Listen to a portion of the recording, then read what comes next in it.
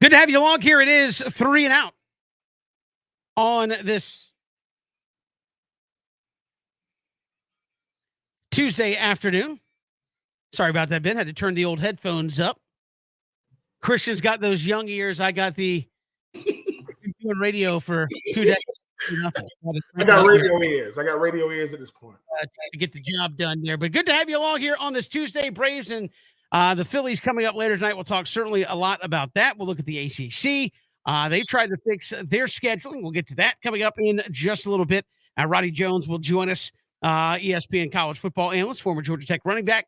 He will join us, and we'll talk about that with him coming up in the final hour. And each Tuesday, as we chat with Rich Stiles. Back Nine Boys Golf Show. You've got the PGA Tour, the John Deere Classic, and Live Golf is in America. I know people say the Saudi Tour, and everybody has this notion that they're playing in like Yemen and Saudi Arabia all the time. No, they're in Portland, Oregon this week. The Live Tour. So we'll talk to Rich about that. And they just ripped off 3 more guys to come play in this week's golf tournament there in Oregon. So we'll get to that coming up on the show as well. But Ben, good to have you. Man, you can catch us ESPNCoastal.com, Facebook, Twitter, YouTube, ESPN Coastal there on YouTube, and of course all across the radio network. A lot of things happening with the Atlanta Braves. You got the Phillies, no Bryce Harper. He may be out. I'll say may be out because the Phillies kind of revised that. He may be out for the rest of the year with a hand injury. The Braves put Kenley Jansen on 15-day IL with irregular heartbeat today, so he's going to be gone. Ronald Acuna is not playing tonight. And you got some Freddie Freeman news out there that kind of confirms what we all knew. We'll get to that in a second. But, Ben, big series. You're 5 games behind the Mets, 3 games ahead of the Phillies in the division, and you're going to be without at least tonight Ronald Acuna, and you know Kenley Jansen is going to be out, your closer, with that irregular heartbeat, which is concerning, but apparently something he has dealt with in the past. Well, Kevin, I mean, the thing is too, when you start talking about baseball, right, and the Braves, it may be a slow news cycle for college football or football, not for baseball. Isn't it ironic that we got so focused on Braves keeping pace with the Mets, those fields was like, wait a minute, but we got to keep pace with the Braves, and this what the Phillies are obviously going to be without their superstar Bryce Harper, obviously. The Braves are going to be without Ronald Acuna Jr. I think this is going to be a chance for the Braves to show. Listen, we cannot replace 1-3. That is not what I'm saying. But this is going to be coming down to Kevin. And who's a better team without their superstar? And I think the Braves are built to handle it longer or better than a team like the Phillies. Now I say that, and then something happens. But I just think that when you think about Jansen being out with the irregular heartbeat, you talk about Ronald Acuna Jr. with that freak accident, with the foul ball. You start talking about a Braves team that, thank God, the Dodgers series is over. It felt like 10 games, even though it was only 3. Get back to their winning ways, reestablish themselves. And look, man, we got our eyes on the Mets. I know the Fields got their eyes on the Braves. Should make for a very, very interesting series because Kevin, when you playing in conference or in division, it's always really, really good games. And again, we see the Braves rely heavily on Jansen as the closer. Ronald Acuna obviously has been a huge spark every time he's been able to play there at the top of the lineup. And how do teams adjust? Because obviously it's Will Smith or AJ Minter. Will Smith did it last year for the Braves. We were talking about where do you go at closer, but that hasn't been his role here in 2022. How do teams adjust when you lose just key pieces like that, even if it's just for a short stretch? Is it, hey, we just need to ride it out? Or do you feel like guys take on that onus a little bit like, hey, he can't play. This is my gig for the next 15 days. I got to step it up. Kevin, you start realizing the difference between being a fill-in piece and a key piece. I mean, I think sometimes when you are a guy that's waiting your turn, because sometimes you on the roster, but you don't play. You might be a fill-in guy here and there, but when I'm going to be starting, when Ozzie goes out, you have to say, look, man, you are still a pro. Like, we pay you to be ready. Before we do anything else, we pay you to be available. We pay you to be professional, but we pay you to be ready. And it's almost like, Kevin, every time a starting quarterback goes out, the backup comes in and has a great game. That's one game. The starter been doing it for years. So I think with baseball, it's way different because pitchers get hurt all the time. Relievers get hurt because that's a lot of wear and tear on them joints, on them shoulders. it's how do you adjust? Because if you are the Braves, you get zero sympathy from the other 29 teams because you were the top team last year. But I think that's kind of when you get to flex a little bit too, to show, hey man, the best teams have great role players. That's any level of sport. Baseball is probably the most, reliant upon that. So I think for this Braves team is how do you adjust? Because Kevin, if you didn't read the injury report, the Braves running out there. Now we know who we're looking for at certain places. Sure. You ain't gonna say they ain't have Acuna. Don't care. They went on this run, they did, and Acuna was playing probably the worst he's played since he's been in the bigs, and they still was chopping. They think about the Mets when they're saying, dude, they having all these wins, man, and Ronald Acuna ain't even playing well. That's the sign of a great team that's understanding. Look, we find ourselves in the wild card race. There's still a lot of season left. By the way, you got 2 seasons. You got pre All-Star break, post All-Star break. But Kevin, how do you adjust? Snit and Anthopoulos, they've really seen it all. Like, look, man, we've dealt with it all. We've dealt with 10 runs given up in the freaking postseason against Mike Foltynewicz, and we bounced back from that. We've seen Ronald Acuna Jr. in the injury bug, and when your best players get hurt, that's how you really put your roster together. How do we look if he's out? Because coaches do that. We used to have when I played with the Titans, Jeff Fisher. Right, I will walk through the night before the game. All he'll go through the depth chart, and he's talking about special teams or all right, this defense, both our defensive ends go out. Who's our emergency? You got to be ready. It is unacceptable in pro sports to not be ready when called upon. That because Kevin, just like I know, I don't care who's in there, you expect them to produce. Now, surprise me of how well you play, not how bad you play. Because if you play bad, hey man, you playing tomorrow, right? And the day after that, and the day after that. So it's better that you get into a rhythm sooner rather than later, because you're not an everyday starter that gets 4 or 5 games to figure it out. No, dude, you got the next 2 weeks. And guess what? When the postseason roster come out, because we plan to be there, you want to be on it. And right now, and obviously you don't want to look that far down the road, but I think this Braves team is built for it, Kevin. Because like I said, Isaac's been out. We ain't seen Mike Soroka in 2 years. Ronald Acuna missed most of last year. They still treading on. So I just think that we get to see what else the Braves have made. Because like you said, Kevin, if they can tread water, keep winning games, help is on the way. Help is coming with Isaac and Rosario. But until they get here, hey, man, we got tonight. Let's get it going. I think this Braves team is built for it, especially if no Bryce Harper. Hey, man, I think you want to try to take advantage of that as long as you got that. Yeah, we got a lot of news out there, including, I know you said, hey, thank God the Dodgers series is over. But, Ben, we have news today that just kind of keeps playing into it. It's probably not very shocking to a lot of folks, but according to Buster Olney, Freddie Freeman has fired his agent, or at least the agency that represented him. And he is listed on the MLB website as self-represented.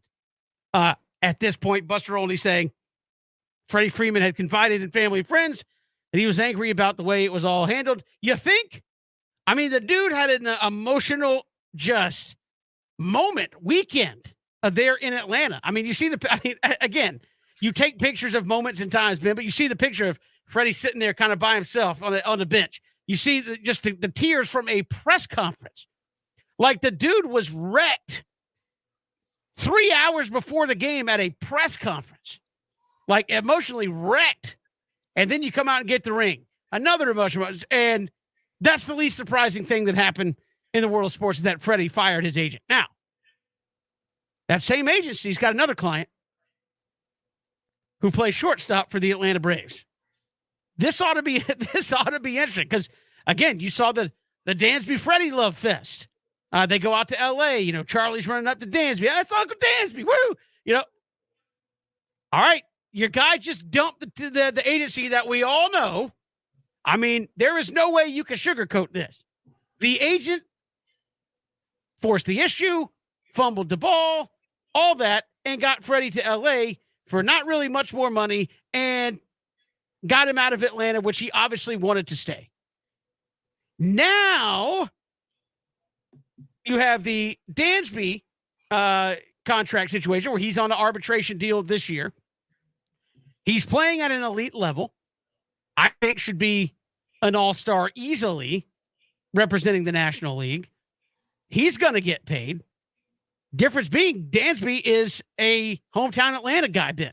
He's a guy that grew up Metro Atlanta, went to Vanderbilt, number one draft pick in the MLB draft by the Diamondbacks. Then gets traded, comes back to Atlanta, his hometown. I mean, you thought Freddie didn't want to leave, and I don't want to speak for Dansby, but I mean, I can't imagine in a professional gig like that, knowing you got 82 home games in your hometown. You can live in your hometown where you should be as comfortable as you're ever going to be, right? I mean, you know people there, you're familiar with the city, you're this and that. Unless you just want to go somewhere else, I can't imagine Dansby wants to leave. So does he keep that agent after the way he played? I mean, to me, it's where the trauma continues. If you're the Atlanta Braves, I mean, obviously, if I'm Dansby, I'm going, hey, you saw how the ultimatum worked out. Yeah, don't do that. Yeah. Kevin, if you are Dansby, right? Sometimes you know what you get to learn from the guys in front of you. Obviously, Dansby is a huge fan and friend. Because the one thing that Dansby and Freddie Freeman teaches us, there are a lot of friends in sports. Like we play with each other for years. That doesn't mean we're friends. That's a rare thing to be able to have a friend. But Dansby is saying to myself, hey, dude, I don't want to mess this up. Why? I already got a ring. I am from Atlanta. I'm not counting this money. I already have my home and everything. I am good. I just want to retire a Brave, right? I want to retire a Brave. And Anthopoulos knows that too. Anthopoulos is saying, dude, I got to get one of these right. Like, I can't get this wrong. Well, let me say this. Anthopoulos didn't get it wrong. I don't think but Kevin, I got to ask you this. Because I saw that you said something about it. Is it poetic justice that you realize he didn't want to go? Like, he really didn't want to go. It's just, I don't know what Freddie told the agent, and they made the agent go tell Anthopoulos, you got an hour. And Freddie go, you told him what? We got an hour. Dude. Because in a sense, Kevin, that's when the business really took over. That's 60 minutes. Anthopoulos is thinking, bruh, I got Matt Olson. I got it. I'm going to just go with Matt Olson, and I'm going to wish you the best, and I'm going to deal with the backlash. But this story will not end today. And and let you know, Freddie Freeman just confirmed what we all thought. He wanted to be a Brave. Freddie told one thing.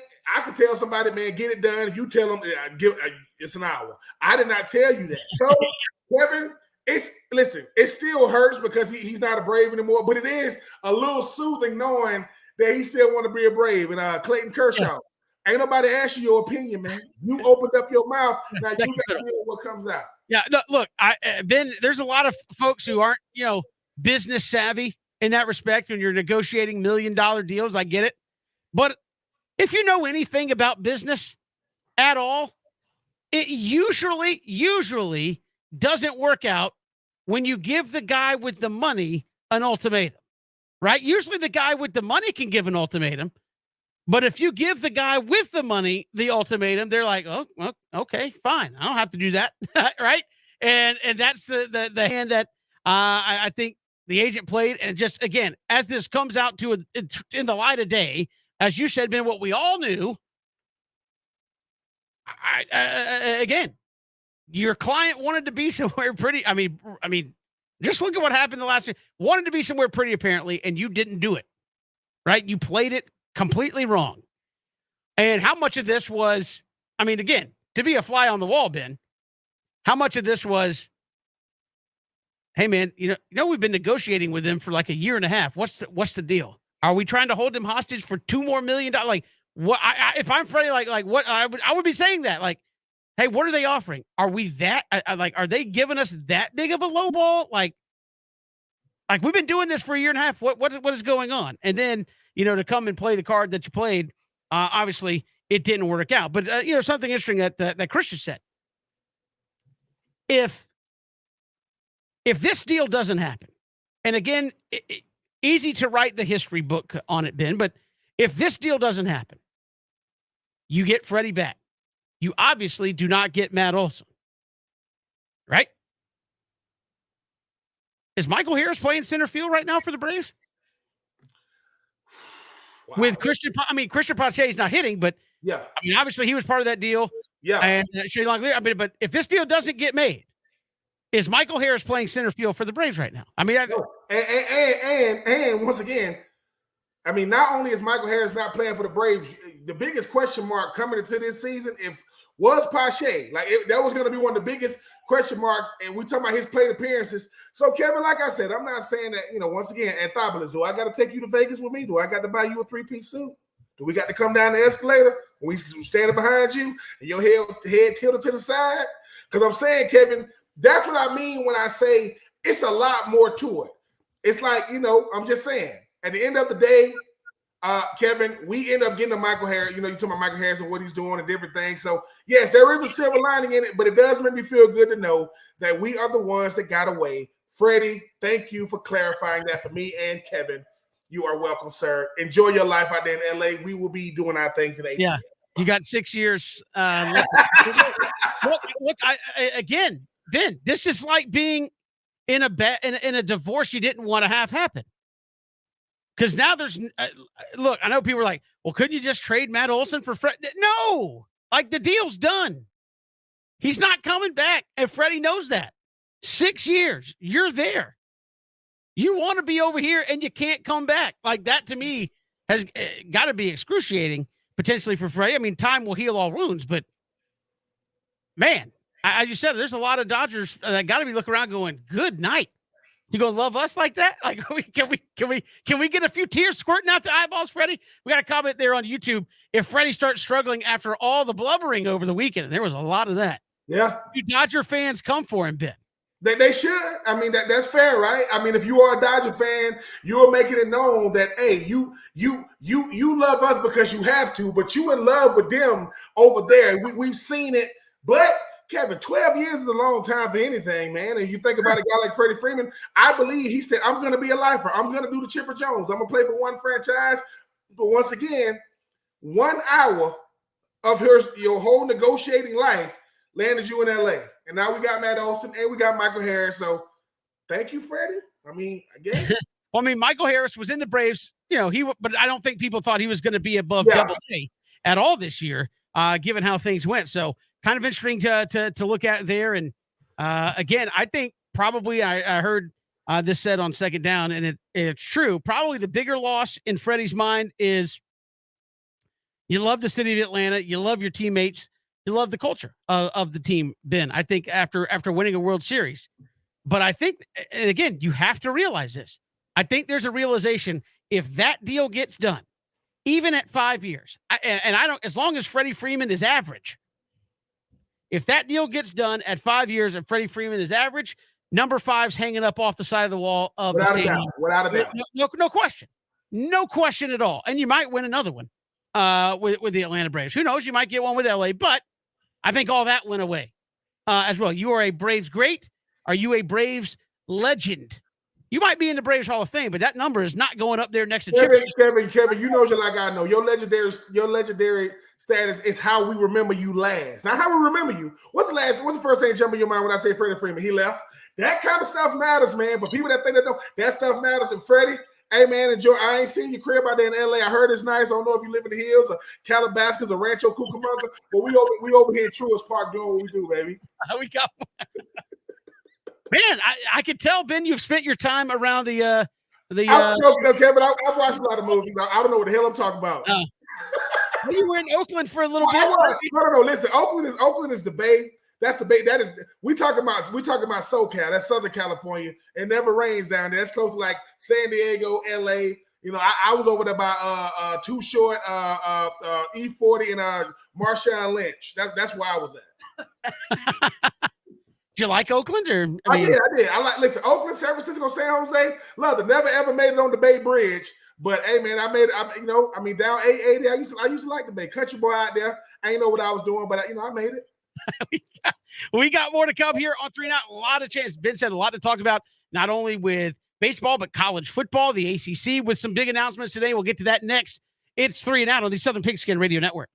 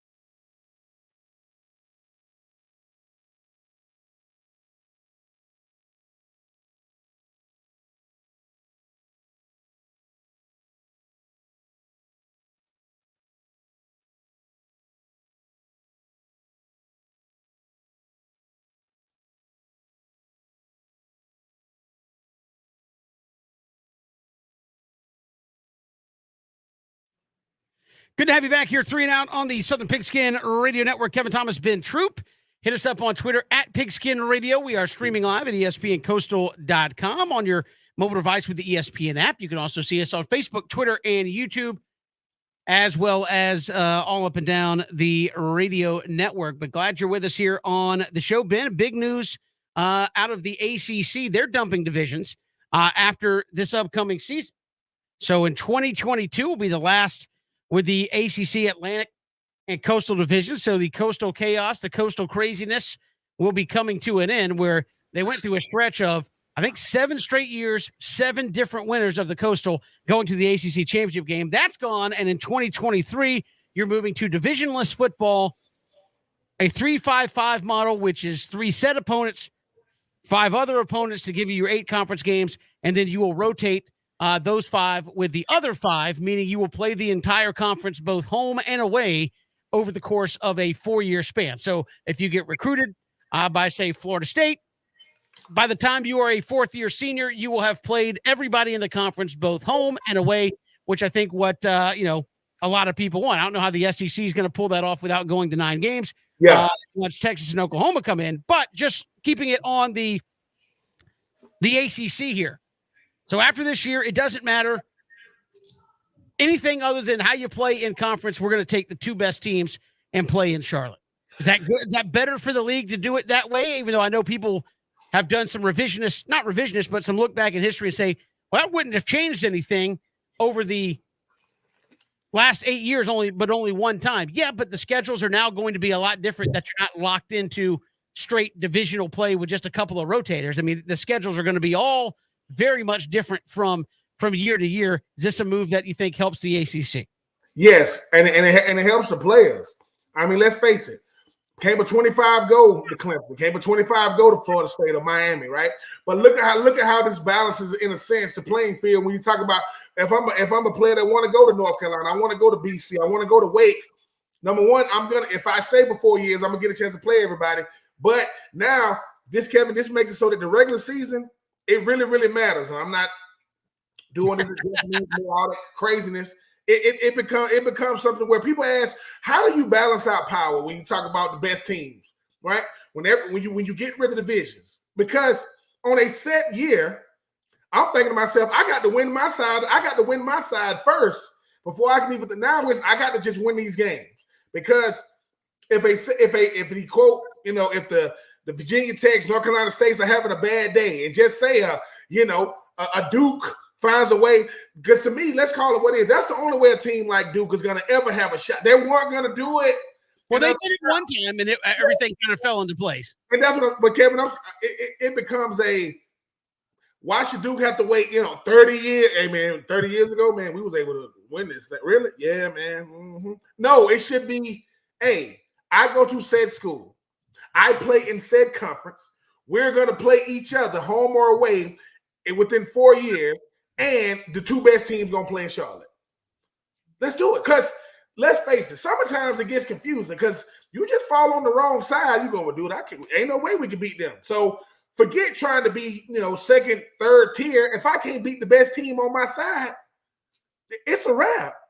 So, because I'm scratching and clawing to get to 6 games, I get it. So, yes, Kevin, I do like this model. Hey, look at the ACC trying to jump out there before the SEC, trying to set the tone. Because when people started saying, what is going to change college football? People thought NIL, transfer portal. No. Getting rid of divisions and adding teams. That's what reshapes it. You add teams, you get rid of divisions. Because, Kevin, once again, we came up in a time to where, we had the floor model TVs. When's the last time you seen one? And if you did, if you walk to somebody's crib, they had a floor model, you going, bro, that worked? Yeah. No, it's used to hold plants and. That's what it is. So people go, how did you end up with a smaller TV? Because that floor model was so freaking heavy. You just put a smaller one right on the. I'm not moving this thing. I just put it small. So to me, this is just we've been watching the game long enough to remember when certain teams broke away from certain conference, came to this conference. It's just a change of the guard. They're trying to do what's best for your conference. To me, the ACC is saying, look, the best thing happened to us could have been Clemson not going to Charlotte, kind of seeing 2 different teams. And now we're going to go away from division. It's going to force teams to recruit better. They're going to give teams more opportunity to recruit better. And who knows? Yes, Clemson and, You know, the Miami's going to still probably get the best players, but the Louisvilles can go find them another Lamar Jackson, hopefully, and say, hey, man, what if Lamar is coming through the ACC around to where there are no divisions? They got a better shot to, you know, so I like it. I'm always thinking about the players. And I think sometimes people, it's fair. Everybody gets to, because this is what's really going to happen. If we get the players, guess what come next? The dollars. Guess what come next? The facilities. Because if you don't think that stuff matters, right? You don't think it matters. It matters. The places that you get to train, the resources that's around you, all that stuff matters, man. All you got to do when you go on recruiting visits, this is how these coaches do it. They say, man, you just came from North Carolina, right? Yeah. Oh, man, coach, they had this and that. Somebody's doing like this. What is it? So they cut y'all hair. And I'm telling you, that stuff matters, Kevin, because once again, I just think that the best players should go to a school of their choice, and they shouldn't be at a disadvantage because that school isn't a powerhouse. It shouldn't be because of the powerhouses out there. Yeah, like I said, I'm interested to see it play out. You got the common opponents put out there by the ACC today as well. Georgia Tech, if you look here in this state, they get Clemson, Louisville, and Wake Forest, which I think if you're the Georgia Tech folks, you got to be saying yes. Because a lot of people would say, what games make sense to keep? It would be Clemson, Florida State, and so you go, whoa. Do you want to make it easy on yourself? I'm not saying Louisville and Wake are pushovers, but, a lot of times you see fan bases say, oh, man, I want to play, if they were still having an SEC, man, I want to play Georgia, Alabama, and Auburn every year. We got great rivals. Do you want to win at least some? I mean, I was like, I'm not saying you can't win those games, but you're making it hard on yourself. I think Louisville and Wake Forest, good games for Georgia Tech. Clemson got Georgia Tech, Florida State, and NC State. I think that's pretty solid for them. But one thing that I did notice, Ben, when you talk about it, when you come up with these common games, and I think the SEC is going to go through this, whatever scheduling model they decide, is like there's certain games you just can't have, right? I mean, there's too many. There's too many games in the SEC that people will say, oh, that's pretty good.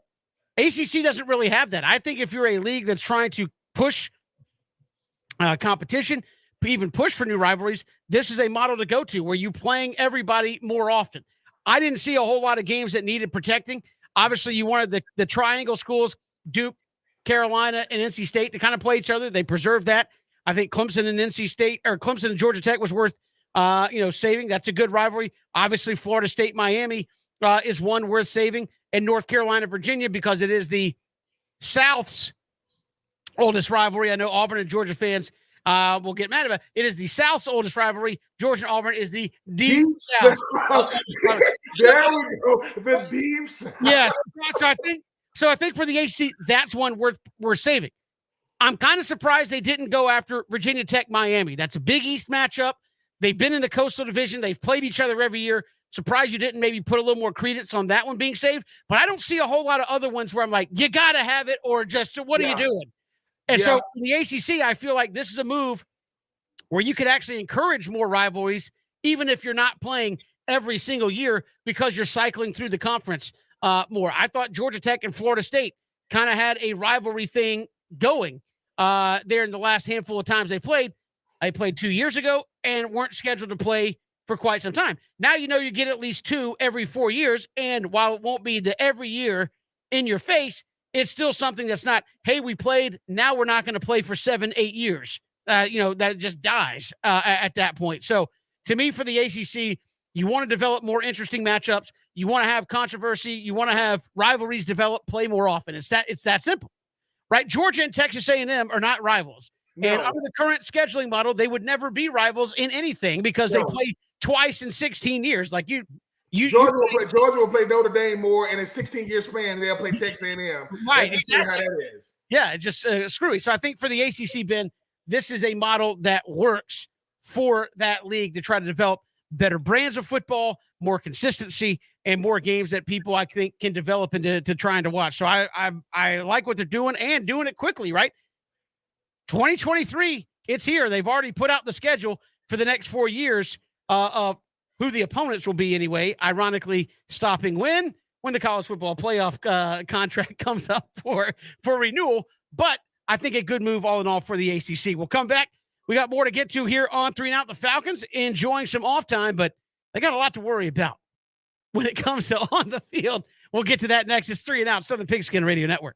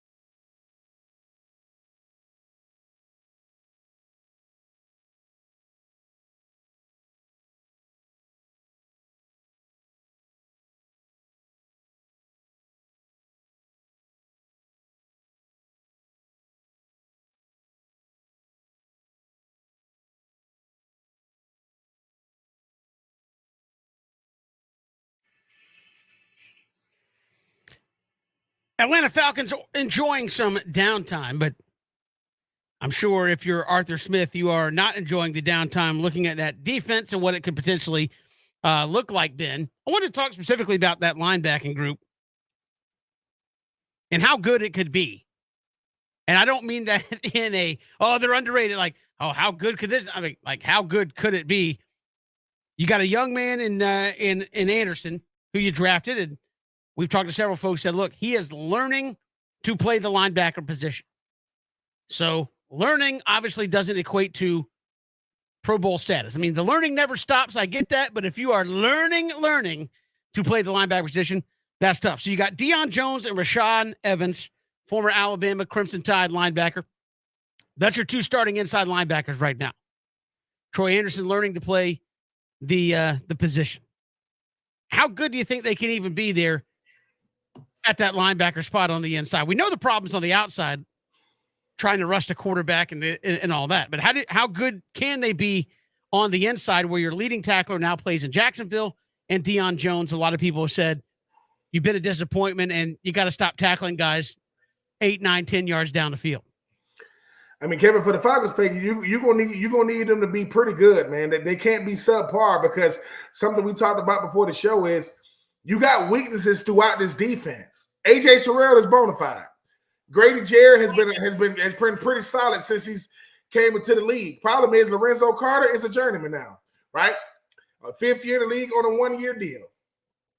You got a guy, Deion Jones, that before he got his deal, he was not even he was one of the best, middle linebackers in the league, especially with what he does in his covering skills. I mean, I think he had 5-6 picks 1 year. But now you're doing this reload thing. And the thing about reloading is you're going to have guys that weren't on the team before, or either rookies be key contributors. You talk about Rashaan Evans and what he's able to potentially bring to I think they got a shot to be good, but the problem is, Kevin, even if they are good, just say they are good, are the other guys around them complimenting them? Because that's the thing about a defense is usually when a player is really, really good, he either makes those around him better or they're complementary pieces to what he does. Like when you look at the Rams defense, yes, you got Jalen Ramsey, and yes, you got Aaron Donald, right? And it's nothing against Ernest Jones. I don't know who the linebackers are for the Rams. I don't have to know who they are. I know who 99 is, right? I know who Jalen is, right? And they're good enough. I got a guy in the middle of the field that is so good. That means that he's going to get double teams. That means the guys on the outside are getting one-on-ones. That means I got linebackers that can run and hit. I got cornerbacks that can cover, and I got safeties with nothing cheap, nothing deep. Super Bowl. The thing about the Falcons is you need to know who these linebackers are. Deion Jones, Rashaan Evans, you talk about Troy Anderson. They're going to have to be key contributors, meaning you got to replace the league's leading tackler. Okay. Then you got to be able to say, how do we make sure that we fill holes that our D-line probably open up? Because this D-line is going to take some games to get gelling. So I don't know, Kevin. I mean, that's what I'm saying. If you are Arthur Smith, I mean, you see how he be looking at these press conferences. His eyes be super duper big because he's like, dude, because we only get snapshots of the team. If you go back to Ricky Minicamp, oh my God, look at Ritter. Oh my God, look at London, look at Drake London. But you only seeing snapshots. When all the fun goes out the window, it's like Moneyball.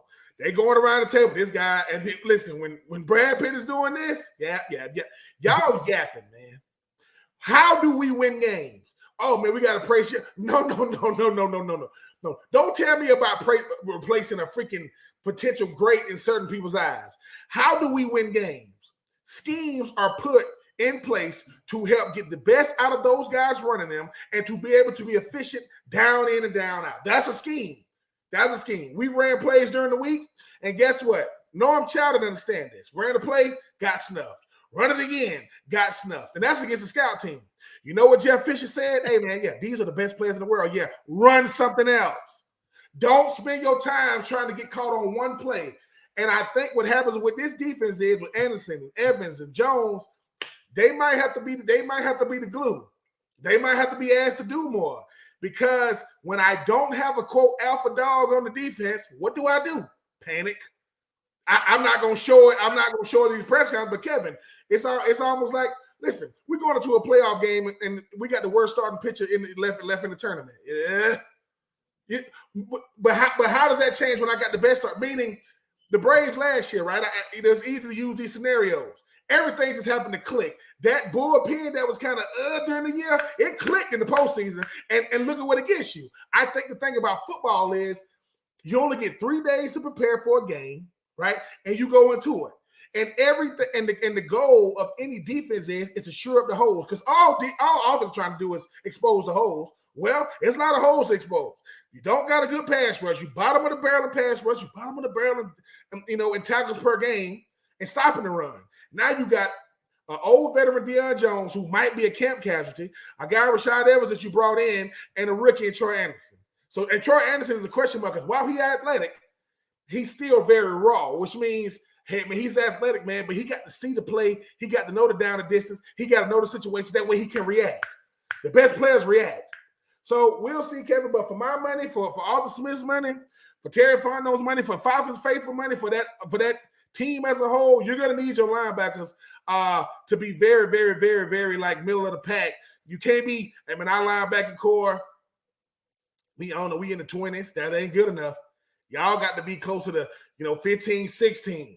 Because if they play well, that means that gives the defensive line confidence and maybe they can start gelling, because all defenses start with the front seven. That's your D-line and that's your linebacking core. But right now, you got a dude named Grady Jarrett that unless you've been driving around Atlanta and they got his pictures all up, you still don't know him if you see him. And his pictures all over Atlanta. Think about that. Out of all the players they can put on billboards, they ain't Matty Ice, they ain't Drake London, they ain't Kyle Pitts. It's a dude named Grady Jarrett, Jesse Tucker's kid. You see what I'm saying? So we'll see what happens, Kevin. But for my money, they're gonna have to play above what they've done. And who knows, man? It might not mean more wins in the win column, but you got to have something to feel good about. Because, like I said, I love Brandon. I love Brandon, and but these guys be coming in reporting for the Falcons. Pretty soon, D'Orlando, he ain't lying no more. I ain't doing no. Well, no, I mean, I'm not doing, and I'm not saying that's what he used to do, but it's crazy. Yeah, no, there will be no more stressful moment Sunday in and Sunday out than when that Falcons defense is on the field. I mean, and that's with Marcus Mariota on the other side. Yes. I'll be more worried about what's going on defensively with that Atlanta Falcons team. We got more to come. Take 3 around the corner. We'll talk some golf with Rich Styles next hour. Roddy Jones, the ESPN college football analyst, former Georgia Tech running back, will join us in the final hour. ACC dumping divisions, changing up their scheduling model starting in 2023. Will that be beneficial for the league? He'll join us coming up in the final hour. It's 3 and Out on the Southern Pigskin Radio Network.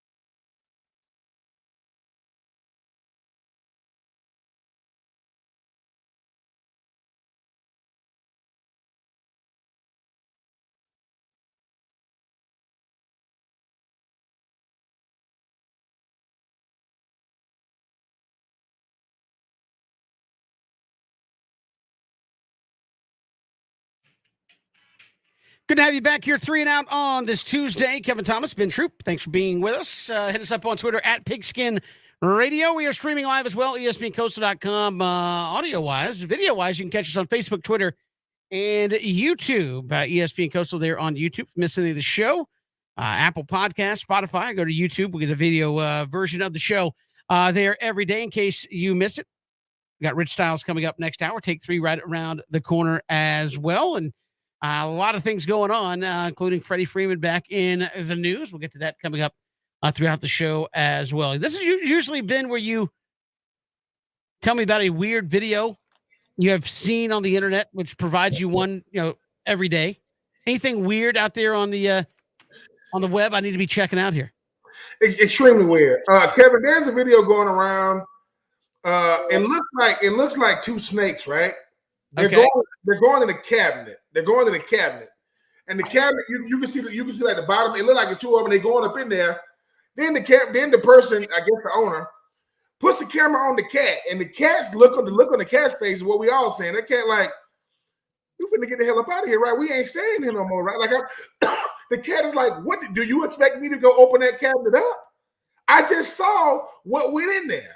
So and like I said, Kevin, it just goes to show you, man. Like, look, man. Number one, Kevin. The question is, what would Kevin Thomas have to see going to his cabinets to realize?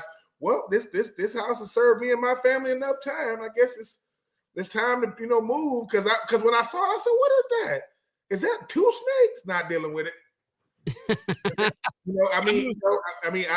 And the cat was looking like, look, bro, I just purr. I don't do that. I'm not dealing with no snakes at all.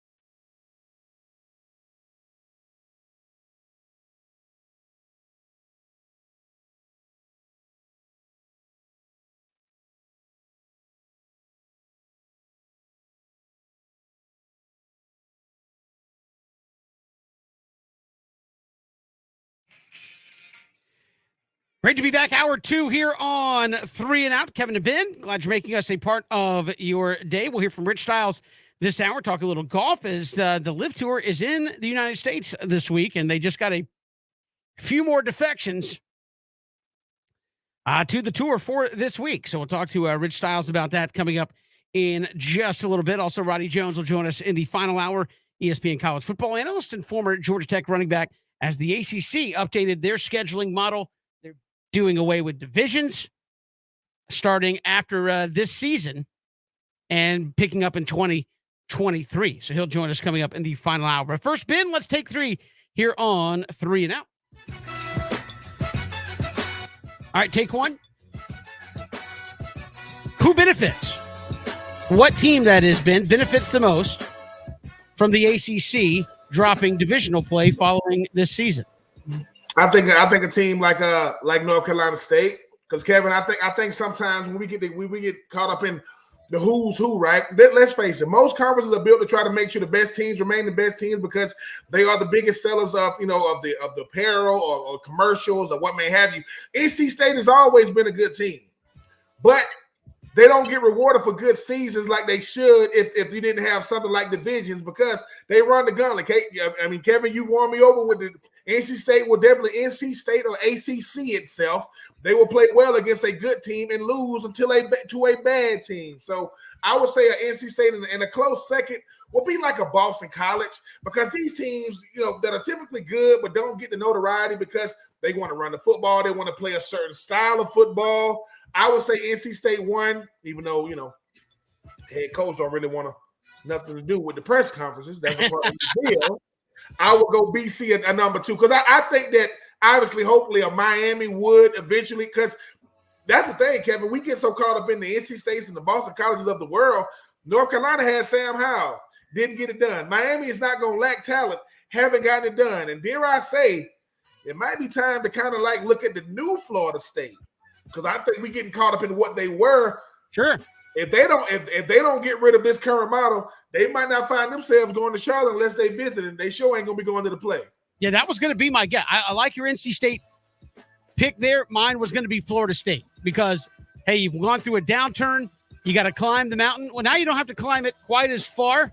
You can finish second in the conference and go, right? You don't have to worry about, I think, winning your side.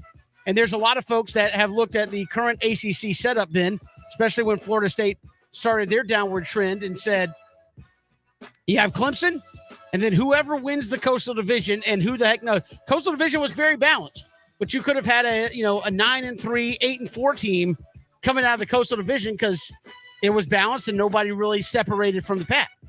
Now, if you're Florida State, look, you just have to be number 2. Just have to be number 2, and we can go play for an ACC championship. I think it helps them out. But NC State, great guess. You don't have to beat Florida State. You don't have to beat Clemson guaranteed every year. You just need to finish second. And there have been times when people maybe thought, if you finish behind Clemson, you might be the second best team in the conference. I do think Florida State benefits tremendously. And I think NC State, a good pick by you, Ben.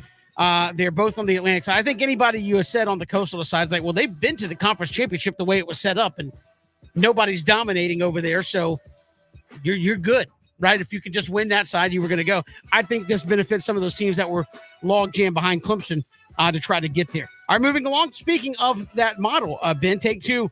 Should all the conferences drop divisions?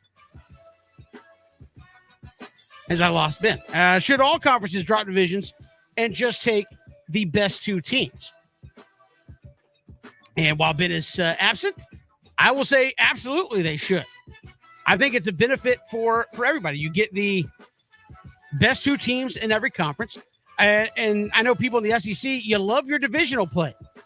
But outside of the last couple of years where it's been clearly Georgia, clearly Alabama,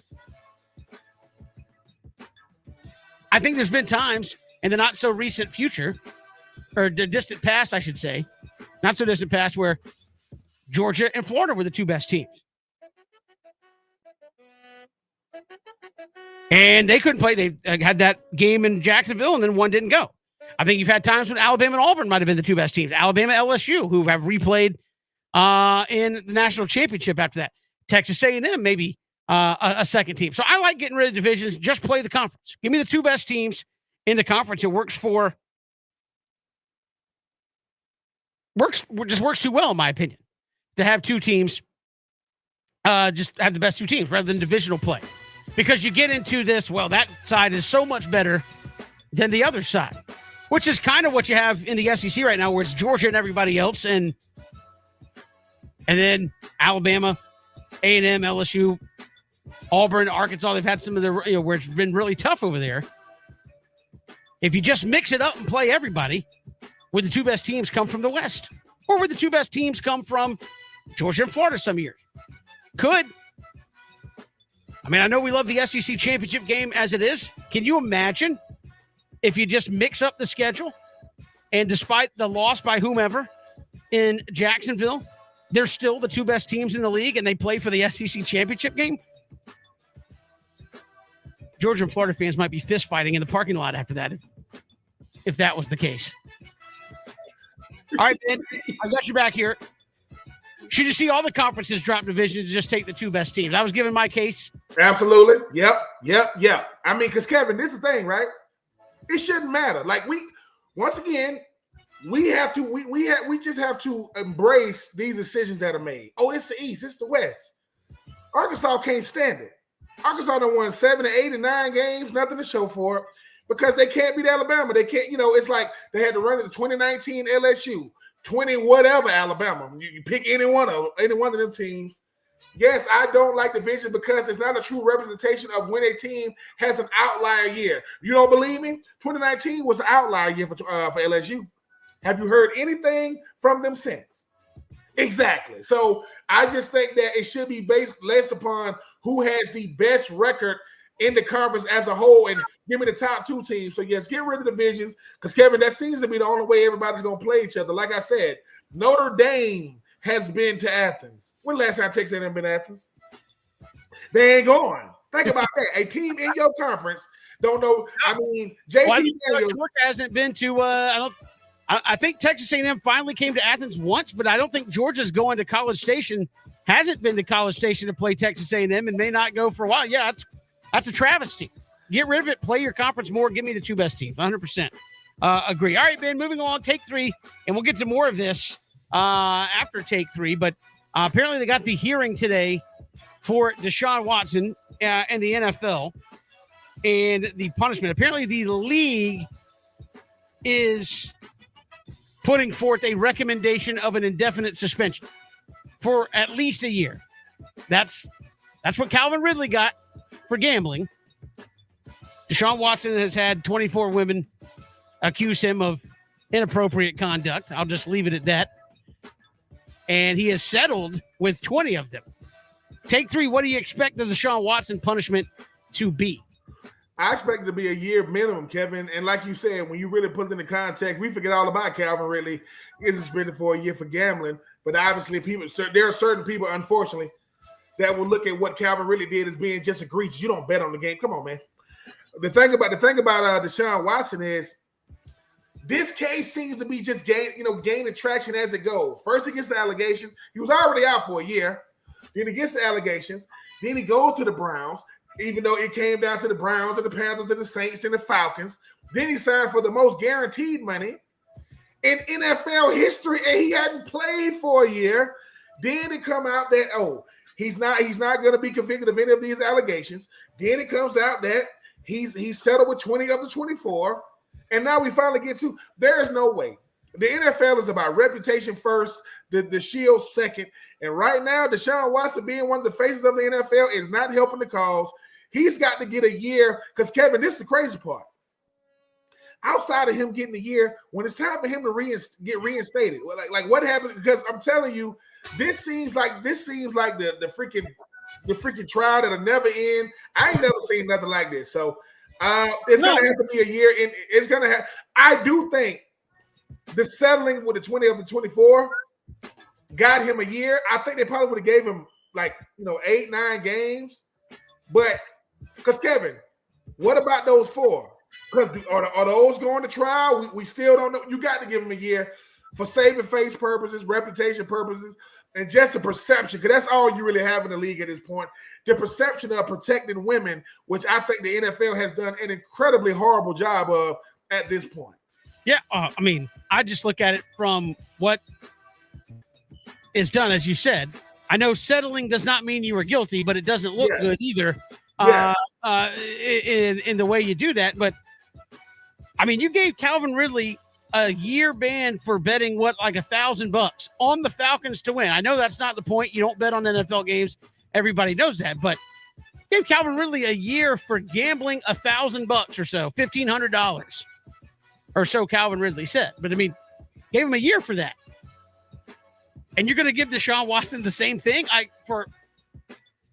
Man, I'm listen, I mean, the Browns, it's crazy. We gonna have to wait and see. But once again, Kevin, people be saying, "Hey, dude, what kind of stuff do Roger Goodell got to deal with?" This is only one thing he has to deal with. This is only one. And the job of the commissioner is to be the face of the faceless owners. That is his job. His job is to make sure the owners don't do press conferences. Jerry Jones does. I mean, he gonna do them. But I think that if you are Roger Goodell, he's really saying, dude, I don't know what the hell to do. Like, let's just be honest. This dude, I don't control what it's 2,000 something guys that have their own individual lives away from football. And this guy, one of the faces, I don't know what the hell Deshaun doing. I really don't. So it's almost, and I hate to say it this way, it's much easier, and I'm not calling this situation easier, it's much easier to hand down this type of punishment on a player. Because with Kevin, at least it keeps on playing out. And every time these details come out, it gets crazier and crazier and crazier. So if Deshaun Watson only gets a year, he's very, very lucky with that. Because this could be easily 2 years. This could be like an unprecedented, because of who it is, it's not going to be an unprecedented suspension. But Kevin, he better be lucky he plays quarterback and not running back. I think if it would have been another position, it's not one of the faces, and he ain't already negotiated this contract, I think, because I guarantee you, the Brown family up there with Cleveland, they definitely trying to have some level of influence, trying to see if they can sway, Roger Goodell and the NFL to only give him a year. Yeah, absolutely. Look, I think it's going to be at least a year, if not more. I'm going to say maybe like a year and a half. Nobody really knows how the NFL merits out its punishments, but I mean, if you gave a guy a year for $1,500 in gambling, I mean, what he's been going through the last year is a little more serious than that, I think. Yeah. So I mean, if you want to say a year in one game, okay, but I mean, I don't. Those don't seem like equal. Oh, it don't. The crime definitely don't fit the crime. Right. I mean, I'm sorry, the punishment definitely don't fit the crime in this regard, because if they told him we're going to give you a year per allegation, your career is over. But they ain't going to do. That's the thing about the NFL. They're not going to go that extreme. But once again, when people ask, "Hey man, I want to be the commissioner," you sure? Because you have to deal with stuff like this. I've never met with Roger Goodell in his office. You know why? Because I wasn't that good of a player and I didn't do dumb stuff. If you are meeting with Roger Goodell in New York, that ain't good. It ain't because they finna, welcome you to your new position. They finna tell you we finna take your money and your livelihood. We will see you in a year. Because the thing about suspension in the NFL, you can't have any contact with your team, with the organization, and can't come up to the facility. That means that Deshaun Watson is going to be left with him and his time for a year. Woo! That might be a daunting task right there, too. Let's take 3. We do it each and every day here. This time we'll come back. We'll talk more about Deshaun Watson and how it relates to the Atlanta Falcons, who were at least apparently in the running to get Deshaun Watson. We'll get to that next. It's 3 and Out, Southern Pigskin Radio Network.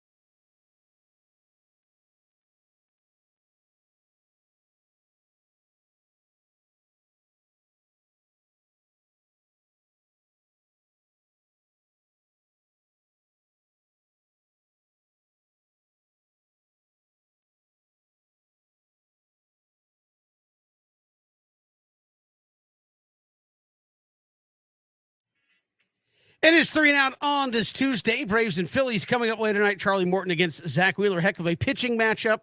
No Kenley Jansen. He's on the 15-day disabled list with an irregular heartbeat. And no Ronald Acuna in the lineup. Guess that ankle is still giving him some trouble after fouling a ball off of it earlier. So we'll get to that coming up in just a little bit. Rich Stiles will join us to talk some golf, as we do every Tuesday with him here on the show coming up in just a little bit. But Ben, you have Deshaun Watson. We're waiting to see what that punishment will be. The league has recommended or is pushing for indefinite suspension of at least a year. And it would seem like if you're Arthur Blank, if you're Terry Fontenot and the Falcons brass, you're kind of taking a step back going, wow, maybe glad we didn't win the Deshaun Watson sweepstakes at the end of the day. And maybe why a lot of people said you should have never been pursuing him in the first place because you knew all this was going to be out there.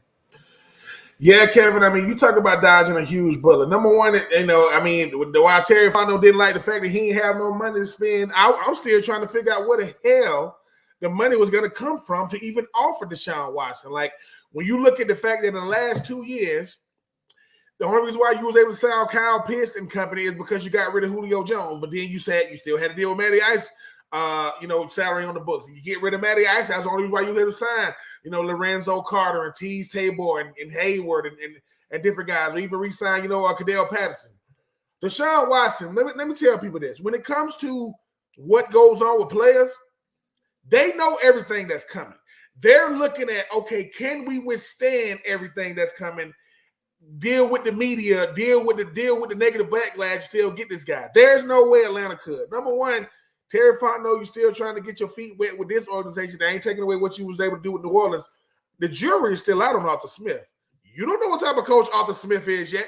And right, wrong, and different, fair or unfair. Kevin, we already don't know, right, how this offense going to look. You know that even if you got Deshaun, think about that. Deshaun, he's not going to be here, but he's out there practicing. Oh my God! Don't even show him to me if he's not going to be there. You talk about a team that doesn't has a lot of money, to deal with. So yes, Kevin, they dodged a huge bullet for a team that needs all the positive publicity it can get. Let me just say this again. Deshaun Watson has nothing to do with Michael Vick. Nothing. The two do not compare. But you don't want another quarterback controversy situation in Atlanta that has nothing to do with football. You don't want, because Kevin, that's what's going to happen, right? This is the second time they had a big time quarterback. So listen, Atlanta, I get it. You're trying to get the best players you can, and right now their names are Lorenzo Carter, Tease Tabor, Hayward, and Cordell. I get it. That's all you can afford. But the Cleveland Browns are used to dealing in chaos. If anybody can handle chaos and controversy, it's the Browns. We'll see what's going to happen over there. But yes, Kevin, because I was like most now. I was like, okay, they're going to get Deshaun Watson, and I'm watching like everybody else. But then the details of this case keep coming. And the only time you hear about Deshaun Watson is when it comes to these allegations. You don't hear about it. So Fontenot, Arthur Blank, Arthur Smith, you guys dodged a huge bullet because, Kevin, could you imagine right now that you on the hook for $40-something million starting in 2023 for a guy that ain't even going to contribute to your team in 2022? No. Nope. So, yes, Terry Fontenot, this is the deal that you're going to be happy fell through because you need positive publicity. You don't want to be answering questions about something that you kind of you know the full detail about, but you can't really speak on. I mean, Ben, we've talked about this on the show as well. I mean, not only the money situation, and maybe Cleveland, as you said, foresaw some of this because I think this year he's only owed like $1 million bucks or something. It's like you're going to offer so they probably knew that was going to come and didn't have it out there. But I mean, you're talking about a guy that will not have played in 2 years, and we talked about that. I mean, Michael Vick was away from the league for 2 years, right? He was in serving his sentence. He was away for 2 years. He came back, and I would say played okay. Yeah. But he definitely was not the player he was before all that happened. No. So if I'm a team investing in Deshaun Watson, and the Falcons were trying to apparently, I mean, what kind of quarterback are you getting? Are you getting the future Hall of Fame trajectory type guy that could get you into the postseason that everybody expected? I'm not saying he was going to be that, but there were expectations that he could be one of the top 4 or 5 quarterbacks in the league. Or are you getting a guy that hasn't played in 2 years and looks really, really different? and potentially may not be the same player you thought you were getting. I think the Falcons, as you said, really got off the hook on this one. And I think there's a lot of people that said, well, you kind of had egg on your face because you went after Deshaun Watson in the first place, didn't get him, and then you had Matt Ryan sitting there like this, and you traded him. But we talked about this before the show today. I said, do you think that Matt Ryan was traded regardless? I mean, obviously they were pursuing Deshaun Watson, but when they didn't get him, was it just one of those things like, well, now we've put it out there that we were trying to get your replacement, like we just got to go ahead and let you go, Matt? Or if they never gotten the Deshaun Watson sweepstakes, do you think Matt Ryan just stays and the Falcons just eat it for one more year?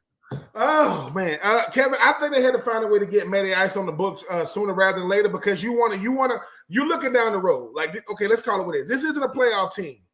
This is a team that's fighting for respectability, not to be bottom feeders in the NFC South. Can you beat the Panthers? That's where the Falcons are in 2022. You're saying, dude, we got a problem on our hands right now, and the sooner we get number one, we're going to do right by Matty Ice because we're going to send him to a team that's good, not in the NFC, but we're going to send him to the AFC in a team that he can be a good player on and potentially get another extension. So we did right by him. But as long as we got this money on the books, don't even talk to me about the future.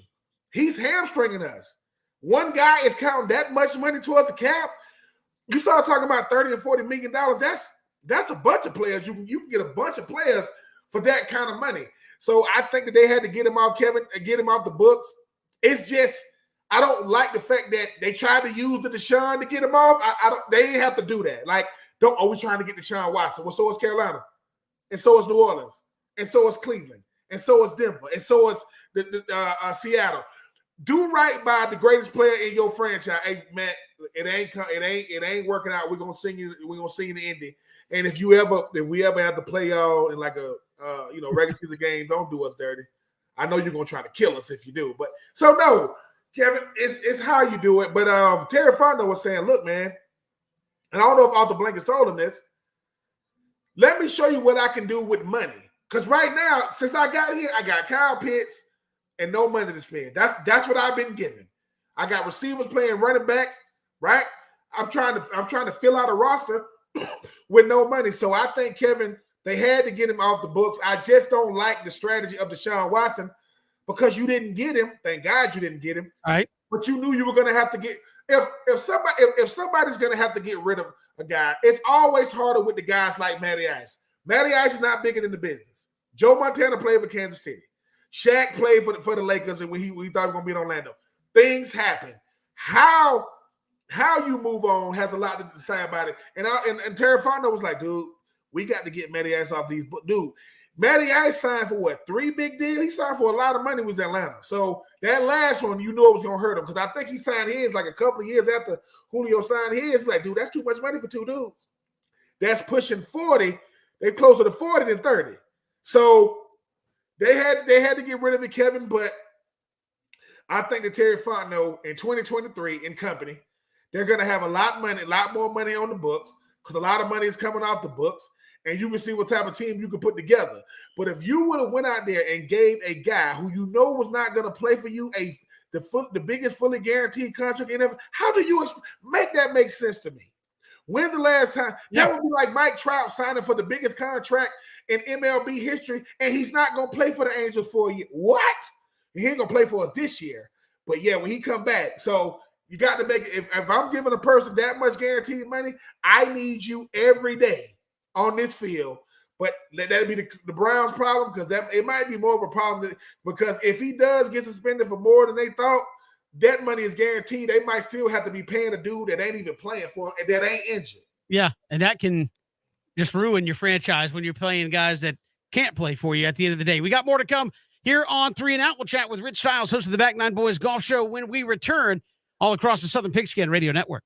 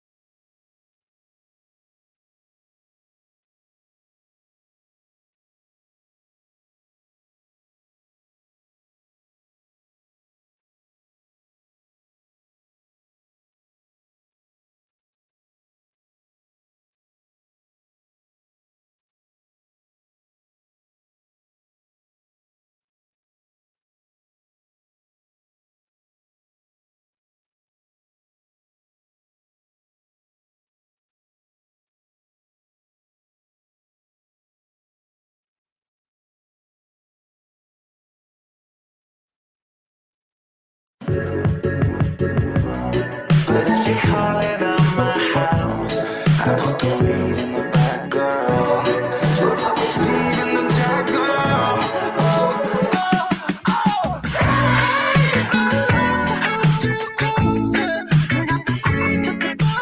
Hello, this is Chris Hatcher, head coach of the Sanford University Bulldogs, and you're listening to 3 and Out with BJ, Ben, and Kevin.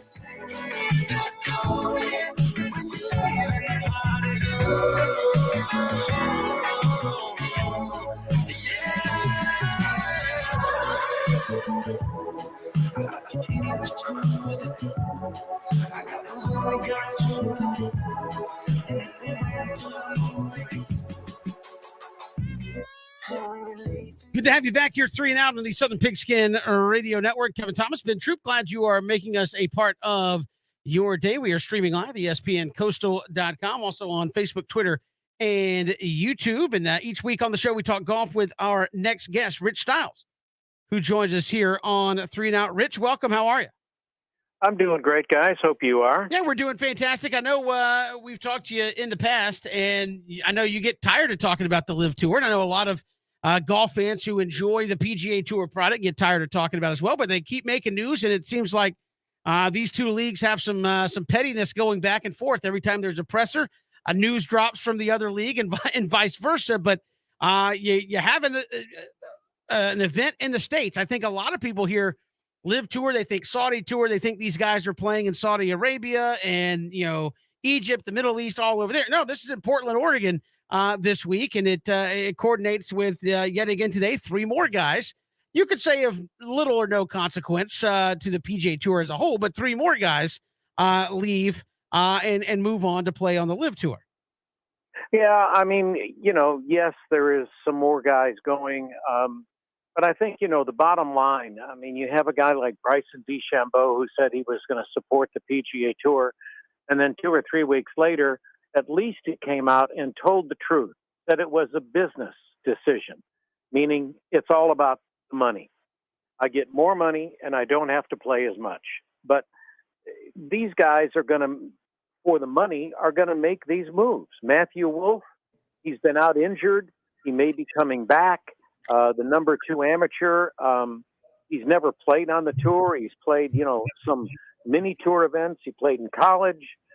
I mean, they're all going for the money, and that's not going to change.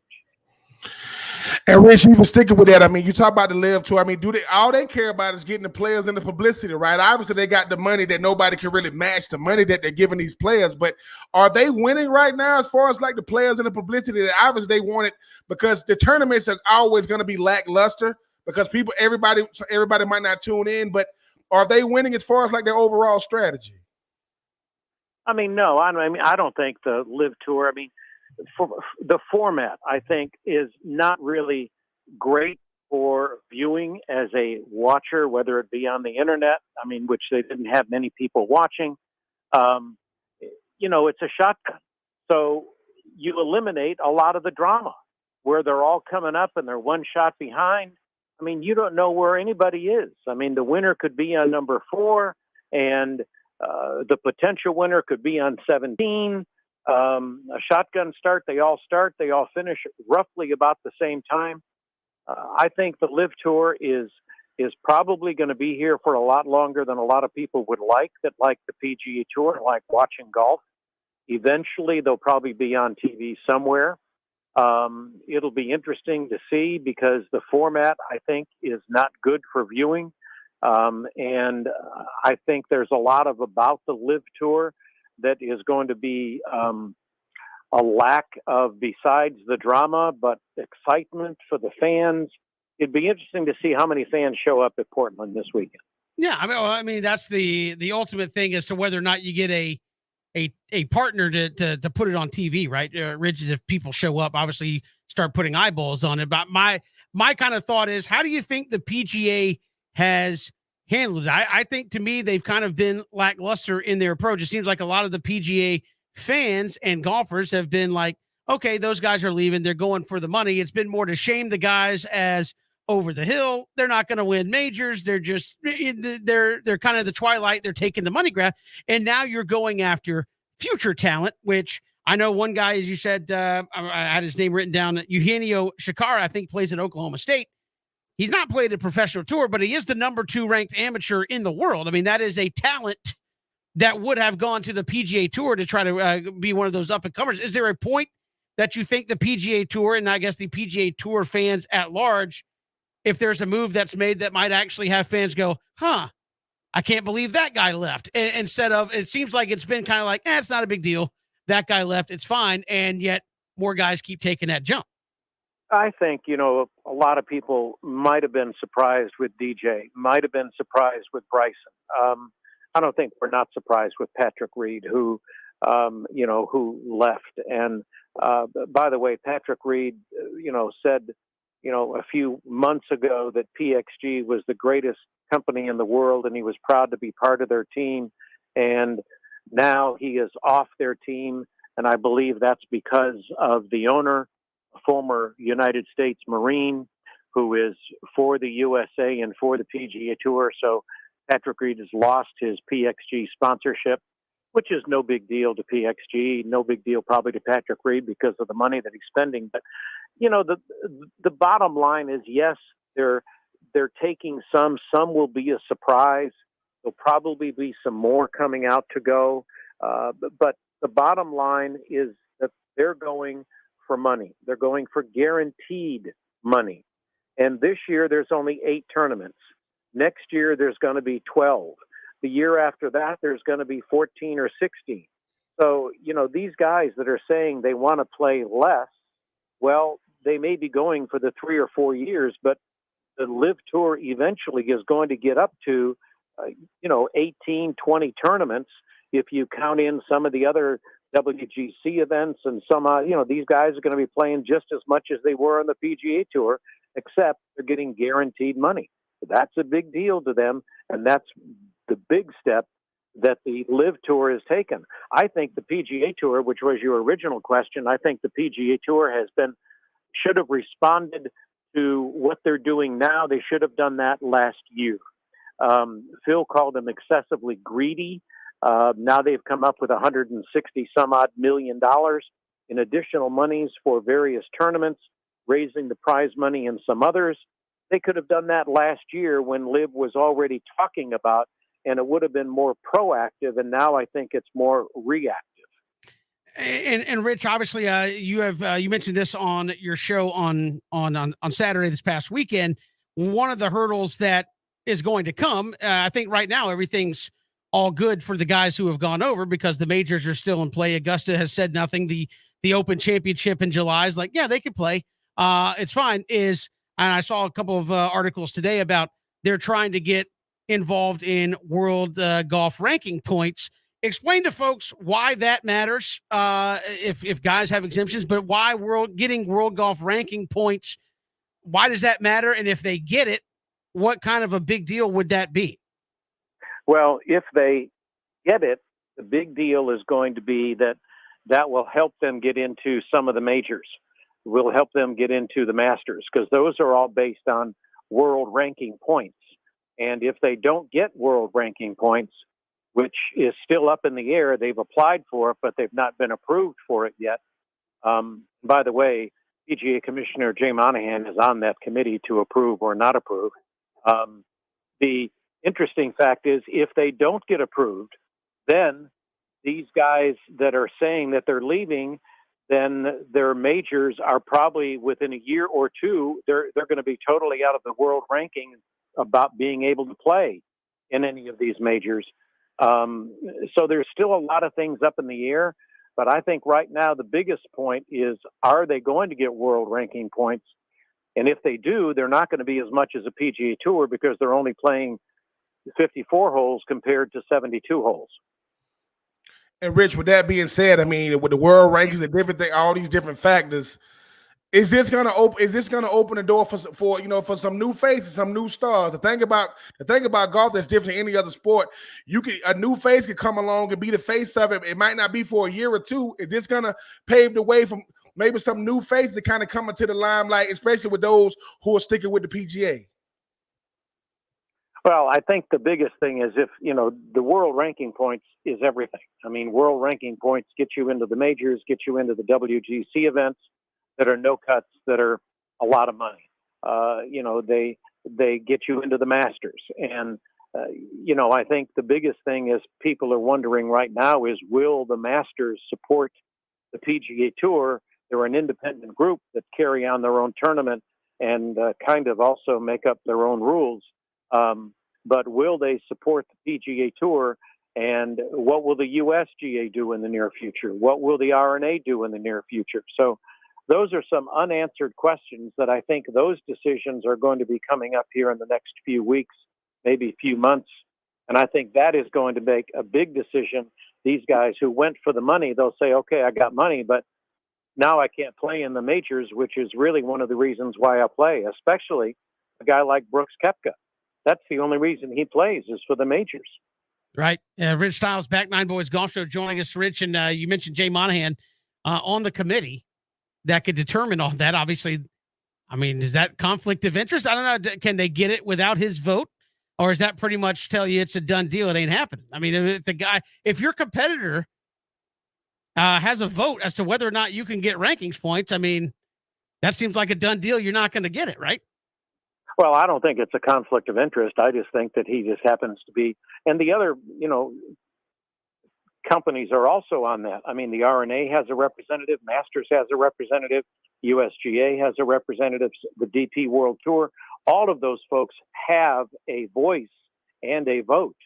So what I don't know is it a unanimous decision, or can it be 4-2 or 5-3?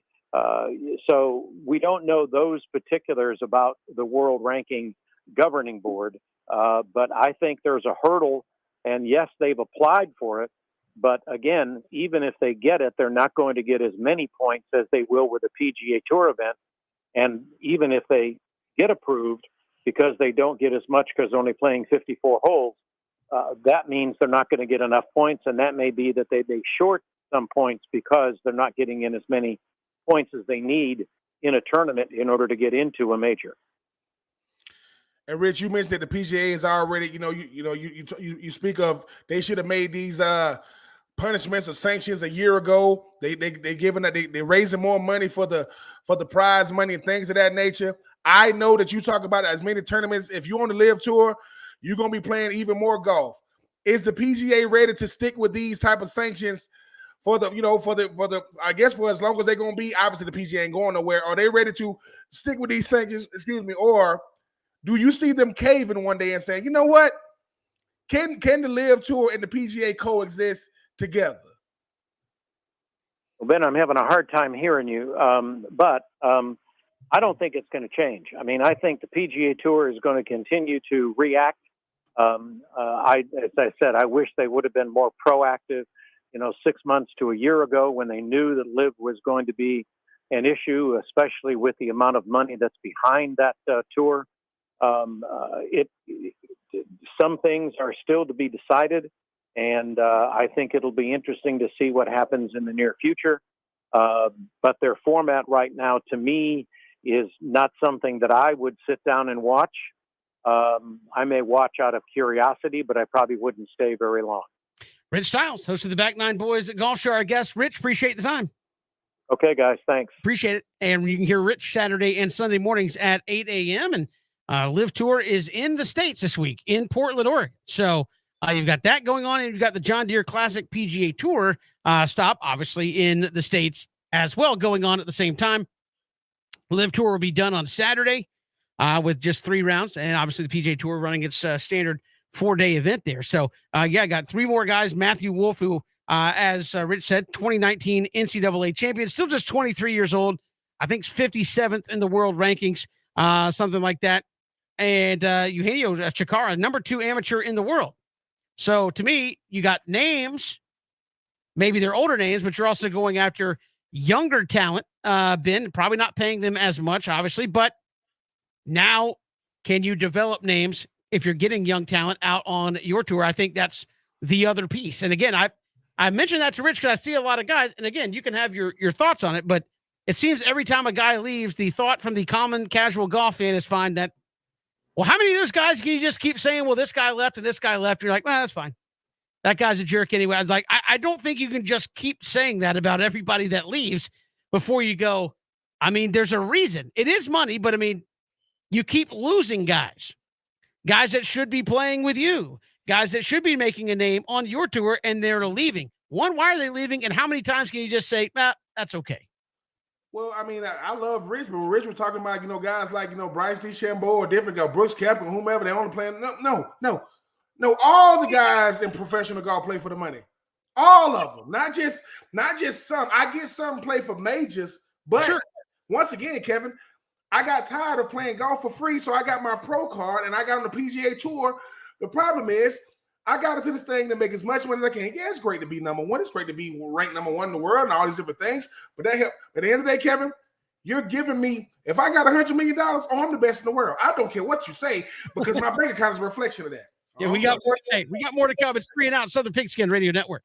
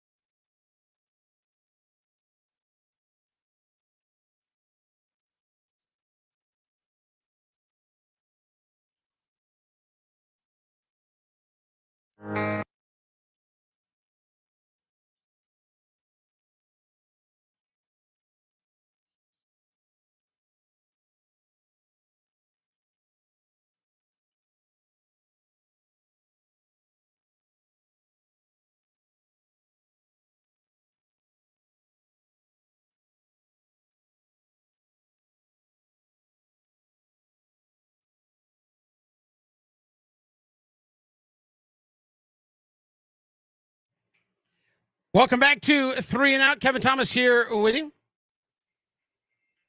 And Ben True final hour coming up right around the corner. We'll hear from Roddy Jones, ESPN college football analyst, former Georgia Tech running back, the ACC going divisionless.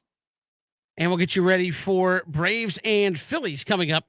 I will have coverage starting at 5:50. So that's coming up here later. And of course, a lot of Freddie Freeman news out there as well, kind of confirming what we all knew. We'll get to that and more coming up. Final hour. It's 3 and Out on the Southern Pigskin Radio Network, streaming live at ESPNCoastal.com.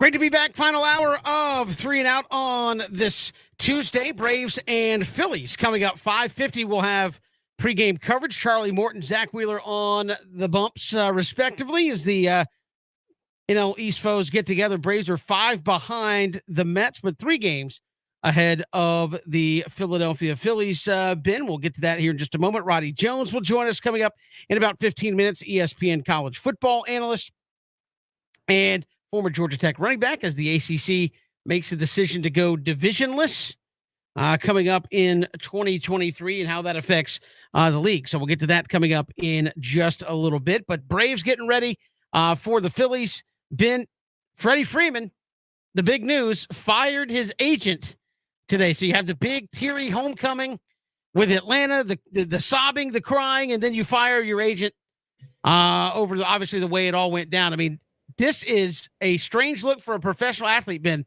Again, I'm trying to put a parallel of a guy who wound up on another team, wanted to be with the team he was with, had the choice to stay with the team he with, and now it's like the jilted ex-lover wanting to come back after you're with somebody else. It's just a strange situation.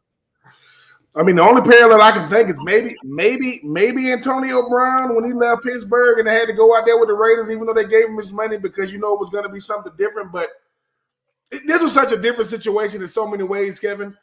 A guy like Freddie Freeman that meant so much with so many. So I just think that at the end of the day, Kevin, our suspicions were made true. We thought that he wanted to be a Brave for life. He proved to us he wanted to be a Brave for life. So now all the age he got left now is to get it right when Dansby Swanson, time for him to get paid, which is coming up here very, very soon. Yeah, and Dansby said he's not leaving. He said not the Braves. He said, I'm not leaving that agency. They're my agent. Whatever they did with Freddie is what they did with Freddie. So he said he's not leaving his agency, but the Braves obviously have a negotiation coming up with Dansby Swanson in the near future. But Freddie firing that agent earlier today. Let's go to the phones. We got our guy AC on the line. AC, what's happening? Good afternoon. Thank you so much for taking my call. Mr. Freddie Freeman, he delivered the championship for your Atlanta Braves last season after 12 years. This team won the championship in 1995, and last year they won a championship. So that means what, probably 21 years after, if I'm not mistaken. And he shed some tears over the weekend. Well, that's not shedding any bad tears. It's a tear of joy. He left this garbage Braves team a one-hit wonder. They're not going to win any more championship until we have a next president or some sort. Let's face it, guys. Your Braves doing just one-hit wonder. It was the fluke championship they won in 2021. Come on, let's be honest. Cubs, they do it the nice way. You're the losers like the Braves. Most likely they cheated. What do you guys think, Ben and Kevin? Don't you think they cheated? I think you sound like a Mets fan, AC, is what I think you sound like. Well, if you think I sound like a Mets fan, you got to educate yourself. I'm a certified bandwagon fan. I don't care about the Mets. No, that's the worst. That's the worst. At least he's admitting it. AC's admitting That it. is literally the worst. AC, don't be a bandwagon fan. Bandwagon fans are the worst because you're the guys coming around and go, I told you, Steph, they were going to win another. No. You're always claiming championships because you're on the hot team of the minute. You can't say, come on. That's ridiculous. Bad take. No. That's horrible. I'm hanging up on him. That's terrible. Come on here. Talking about the Braves are trash. I'm a bandwagon fan. Get out of here. AC, listen, I'm serious. What is that? Those guys are the worst. Yeah, they are. Hold on. But I will say this. AC just did something, Kevin, that has never happened. AC admitted to being a bandwagoner. No, it is. No, I'm serious. Listen, I know. Listen. Those are the worst. Like Colin Cowherd is this way. Where he's like, I go for interesting, i.e. teams that win. Like, stop that. Stop it. Like, no, go for teams that you like. Be a fan. Don't be a bandwagon fan. Like, you're the guy that's like, oh, I got my Celtics and my Milwaukee Bucks jersey in the closet. Just stop. You guys are the worst. Like the teams are like, oh, I love the Cowboys, except when except when Tom Brady goes to Tampa. I'm a Tom Brady fan. I love the Patriots and I'm a Bucks fan. Shut up. Pick a team. That's all. It's awful. No, right. No, you're right. Because that's the epitome. Like bandwagon fans are gonna come on. The Braves are trash. because they won. They're defending world champions. You're a team jumper. Shut up. And hold on. And the AC said, "quote they're one hit wonder. They're a flash in the pan. They cheated. No, the Astros really cheated. They got caught, and they haven't won anything since. Yeah, they're right? trash. If you sold trash cans in the city of Houston a couple of years ago, boy, you retired. I'm just saying. I know that was a bad take. So AC, listen, AC, we love you all. I always appreciate you listening, calling in. But if the Braves are a flash in the pan, one hit wonder, and they won the division the last 4 years in a row, what does that make the Phillies? What does that make the Mets? What does that make the Nationals? What does that make the Marlins? No. The Houston Astros knew the only way we can do it is through signals, cameras, and trash cans, and they ain't won nothing since. They are a flash in the pan. They should not even, even though they got not even a slap on the wrist, the Braves are one of the fabrics of the bigs. And if you think the Mets going to win it all this year, sadly mistaken. I think AC would call in the show back when Tom Brady was going to the Super Bowl every other year and be like, Tom Brady and the Patriots are trash. Like at some point, like I'm not a Tom Brady fan, but like at some point you just got to sit back and go, well, dang, he keeps doing it. Like AC doesn't like dynasties. That means that the Bulls, 6 championships, trash. Kobe and Shaq, trash. Popovich and the Spurs, trash. And don't listen. That means that he really think the Yankees are trash. Now I can live with that take, even though it's not true. Takes a lot of pair of shoes when you're front running all the time. That's all I'm going to say. That man got a closet. Full of jerseys because whoever's hot, I'm pulling it out. Yeah, the tread wears off the shoes when you're front running all the time. It really does. It takes a lot of energy to jump. I'm whoever's good at the time. What? Whoever's good. So he was cheering for the Cubs not too many years ago. The Royals not too many years ago. Come on. No, I can't do it. I can't do it. But as you said, I will say this: Freddie Freeman. Look, he messed up. We've talked about that, as you said. We got confirmation today. Braves country. Everybody got confirmation today over what we all knew. He wanted to be a Braves life. You come back to Atlanta, and he said, AC said, shed a few tears. No, there's buckets of tears there the entire weekend. And it's obvious he wanted to be there. It messed up. And as I said in hour number 1, Ben, you never make ultimatums to the guy that's holding the money, right? Because he's already got it. You don't go to Alex Anthopoulos and go, you got an hour. No, Alex Anthopoulos can come to you and say, you have an hour because we can move on. We have the money. You want the money, right? I mean, so dangerous game played by the agent. He gets fired, but Dansby did come out and respond and say, nope, I'm sticking with him. They're still my agent.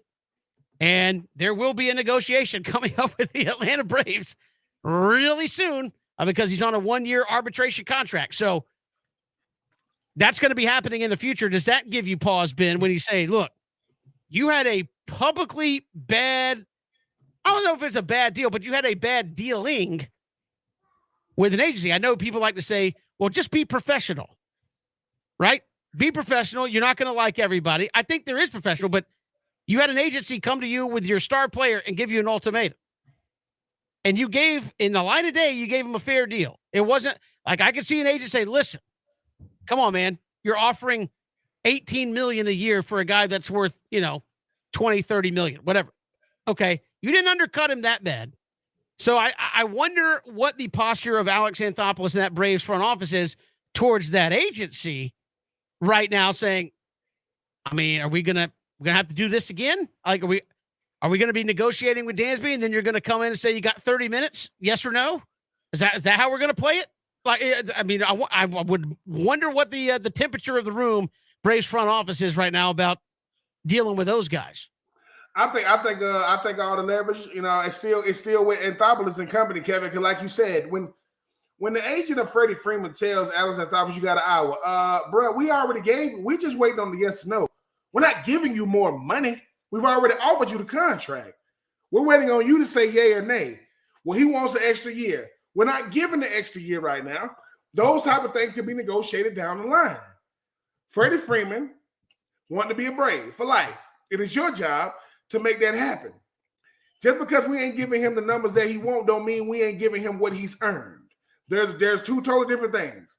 So now with Dansby Swanson, When they have to call, he can be like, "Hello, is this Alex? Yeah, my number has not changed. What do you want?" Man, Dansby say you want to be a Braves for life. Does he? Because we got a number in mind, and you got an hour to give it to him. What? So I'm just saying. I think this is a different situation. Yeah, Be coming up with Dansby because Dansby is an Atlanta guy. I mean, Freddie Freeman was a California kid. The Braves drafted him in the second round. He came up through the organization. I get it. Came up through the Braves organization, played a long time. Dansby wasn't drafted by the Braves. Braves got him through a trade, came up through the farm system a little bit that way, then came on the scene, has been playing at a big league level, and is a hometown guy. I wonder how much of a difference that makes. Hey, I'm from Atlanta, playing in Atlanta. Look, contrary to popular belief, not everybody wants to stay in their hometown, right? I mean, sometimes, but I can imagine for as much travel as those guys do, it would be more appealing to stay in a hometown where you know everybody, you know a lot of folks, you grew up there, 81 nights a year, you're in Atlanta, off season can be at home, and you travel the rest of the time spring training. I would imagine that would be very appealing to guys like Matt Olson, which obviously was a Michael Harris when it comes to that, a Dansby Swanson. Now, you take a guy like Austin Riley. Austin Riley's from Mississippi. He might be like, I'm going to get what I can get. I don't know this. I'm just saying. He's like, but he has no, other than it's the team that got him and he came up with, he probably has no underlying affinity for the city of Atlanta. If he could go play in, say Houston or St. Louis or somewhere that's closer to his home, might he have a little more affinity there? So I think for Dansby, that's going to be the interesting one where it's like, you probably really enjoy playing in Atlanta, probably really would like to stay. How does that impact negotiate? You probably want to stay more than Freddie does, potentially. So, yeah, I'm not speaking for him, but I'm saying as a hometown guy, I would imagine you grew up watching the Braves fan. You're playing for him. You're the shortstop, potentially the all-star shortstop of a world champion Atlanta Braves. There's going to be a lot of pull to keep you there. Dansby Swanson, I mean, outside of what, maybe a couple of years in college, Kevin. I mean, in AAA, he's literally spent all his adolescent, teenage life, and adult life in Atlanta. He don't know nothing else, and that's the dream, right? I want to make it to the bigs. I'm from the city of Atlanta. I would love to play for the Braves. So Matt Olson, Dansby Swanson, Michael Harris. These dudes are living the freaking dream, and they're on a team that matters, playing a position that matters. So Dansby's gonna say, "Look, man. At the end of the day, I'm gonna make a lot of money. I've won a World Series. I want to retire a Brave. Make it happen." Because Alex Anthopoulos people did his job. He did it for Freddie Free, and he gonna do it for Dansby. If this agent don't get it right this second time, you will be losing another client. That is guaranteed if you don't get this right. Yeah, been just an absolute whirlwind the last week involving Freddie Freeman. Then you had the Clayton Kershaw comments. Ben, I know you said as a player, I think a lot of the Dodgers, maybe rightfully so, Clayton Kershaw on a podcast saying, "Hey, we got a pretty good team over here. I hope we're not second fiddle." Like, you're playing baseball for us and you're doing it at a high level, but deep down, we all know you wish you were somewhere else. I know in professional sports, that can be tough when hey, we got a good teammate. He plays good, but he may not want to be there. I mean, we see it a lot in the NBA and some other, places like that. We have, hey, he's a good player. He's playing well. It's not affecting his play, but he doesn't really want to be here. How do we vibe as teammates at that point? I think that's it. I mean, I know you said, hey, it may not be a big deal, but I just find no. Well, I don't think it's a big deal. I think Clayton Kershaw is making it a big deal because he's saying things he's supposed to say in private, in public. And you Clayton Kershaw, everything you say holds weight to it. When I played for the Titans, Jeff Fish would always tell us, "Remember what I said about that player? What player?" That's right, because I didn't say it. See, I can think whatever I want to think, but once I open up my mouth, I leave no doubt. Clayton, please be quiet, because at the end of the day, they're going to be talking about things that ain't got nothing to do with, you guys getting out there. The man was there for 12 years. If Clayton Kershaw left the Dodgers, it's going to be a big deal when he comes back to Dodger Stadium. Like Clayton Kershaw, the man cried. Yeah, but I think it's different because now you've had a lot of public show of how much he probably really wants to be there, right? I think there's no question that Freddie Freeman wishes he was still playing first base for the Atlanta Braves. Without a doubt. I'm not saying he's not being paid handsomely by Los Angeles and he plays for the Dodgers, but I think everybody in that Dodger clubhouse now, you fired your agent. You just saw the outpouring of emotion. Like, he was already an emotional mess at a press conference before he ever got out on the field. and you know you have a guy on your team who's locked in, long contract, would rather be somewhere else. I think that's an interesting dynamic. Listen, at the end of the day, right? I mean, he plays for the Dodgers. I get it, but Kevin, Jeff Bezos was at a party with his lady, right? Jeff Bezos. yeah. She saw Leonardo DiCaprio, his lady, and she lost him. Now think about this. Listen. One guy is one of the richest men on the planet. The other guy is a great actor, handsome guy. Right. I'm telling you, you say whatever you want to say until you're in front of him.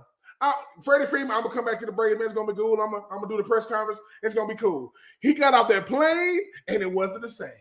So all I'm saying is he's just showing real emotion.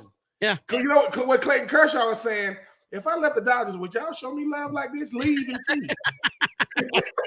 That's probably some of it. Hey, we'll come back. Roddy Jones waiting in the wing. He'll join us next here on 3 and Out.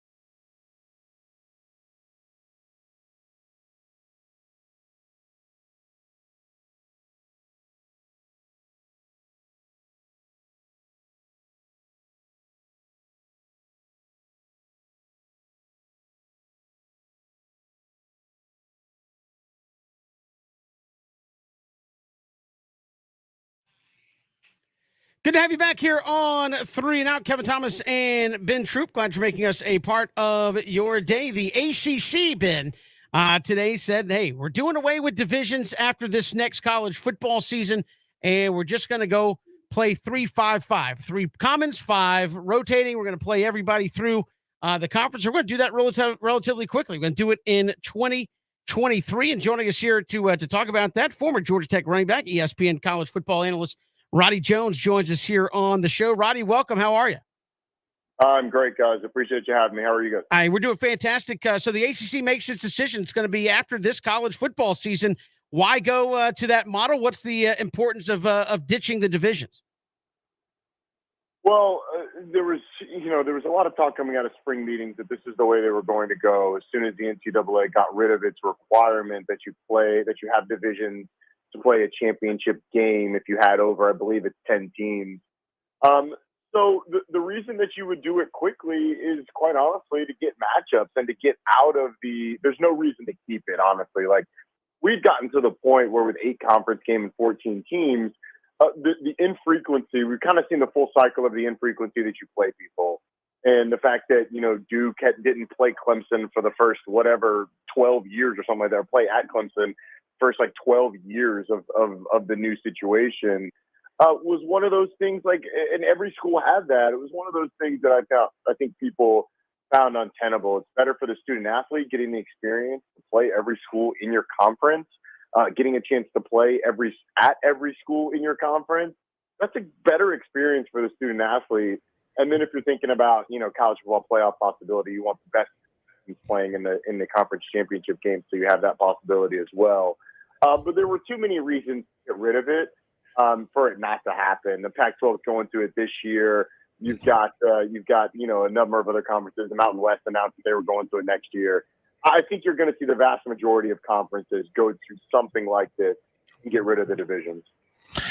Roddy, what school benefits the most from something like this? I think a lot of times you see what Wake and Pitt were able to do last year with great quarterback play, but what teams that you don't usually see having a shot to actually go play in Charlotte is going to benefit from getting rid of divisions? Every team in the Atlantic Division benefits from it the most, because over the last decade, the Atlantic Division has been dominated by Florida State and Clemson, and that Florida State team was a national championship caliber team, and then you had an ascending power in Clemson, which then became a national championship caliber team. So if you were not a national championship caliber team, with the exception of 2021, you were not winning that division. Like, you had to be good enough to make it to the college football playoff to win that division. And you had some really good NC State teams during that time. You had some good Wake Forest teams, and Wake Forest obviously able to break through last year because of Clemson and their inability to maintain that level. But every team in the Atlantic Division benefits the most from this. The Coastal is rotated where 7 teams won in 7 years. And if you want to throw in 8 different teams played in from the Coastal Division because you want to include Notre Dame in 2020, I am 100% okay with that. So if you want to go with an individual team right now, it's probably Wake Forest or NC State, the way that they're built. But Louisville's recruited well, so down the line it could be them. I mean, but every team in that division now sees itself with a shot to at least get to the championship game.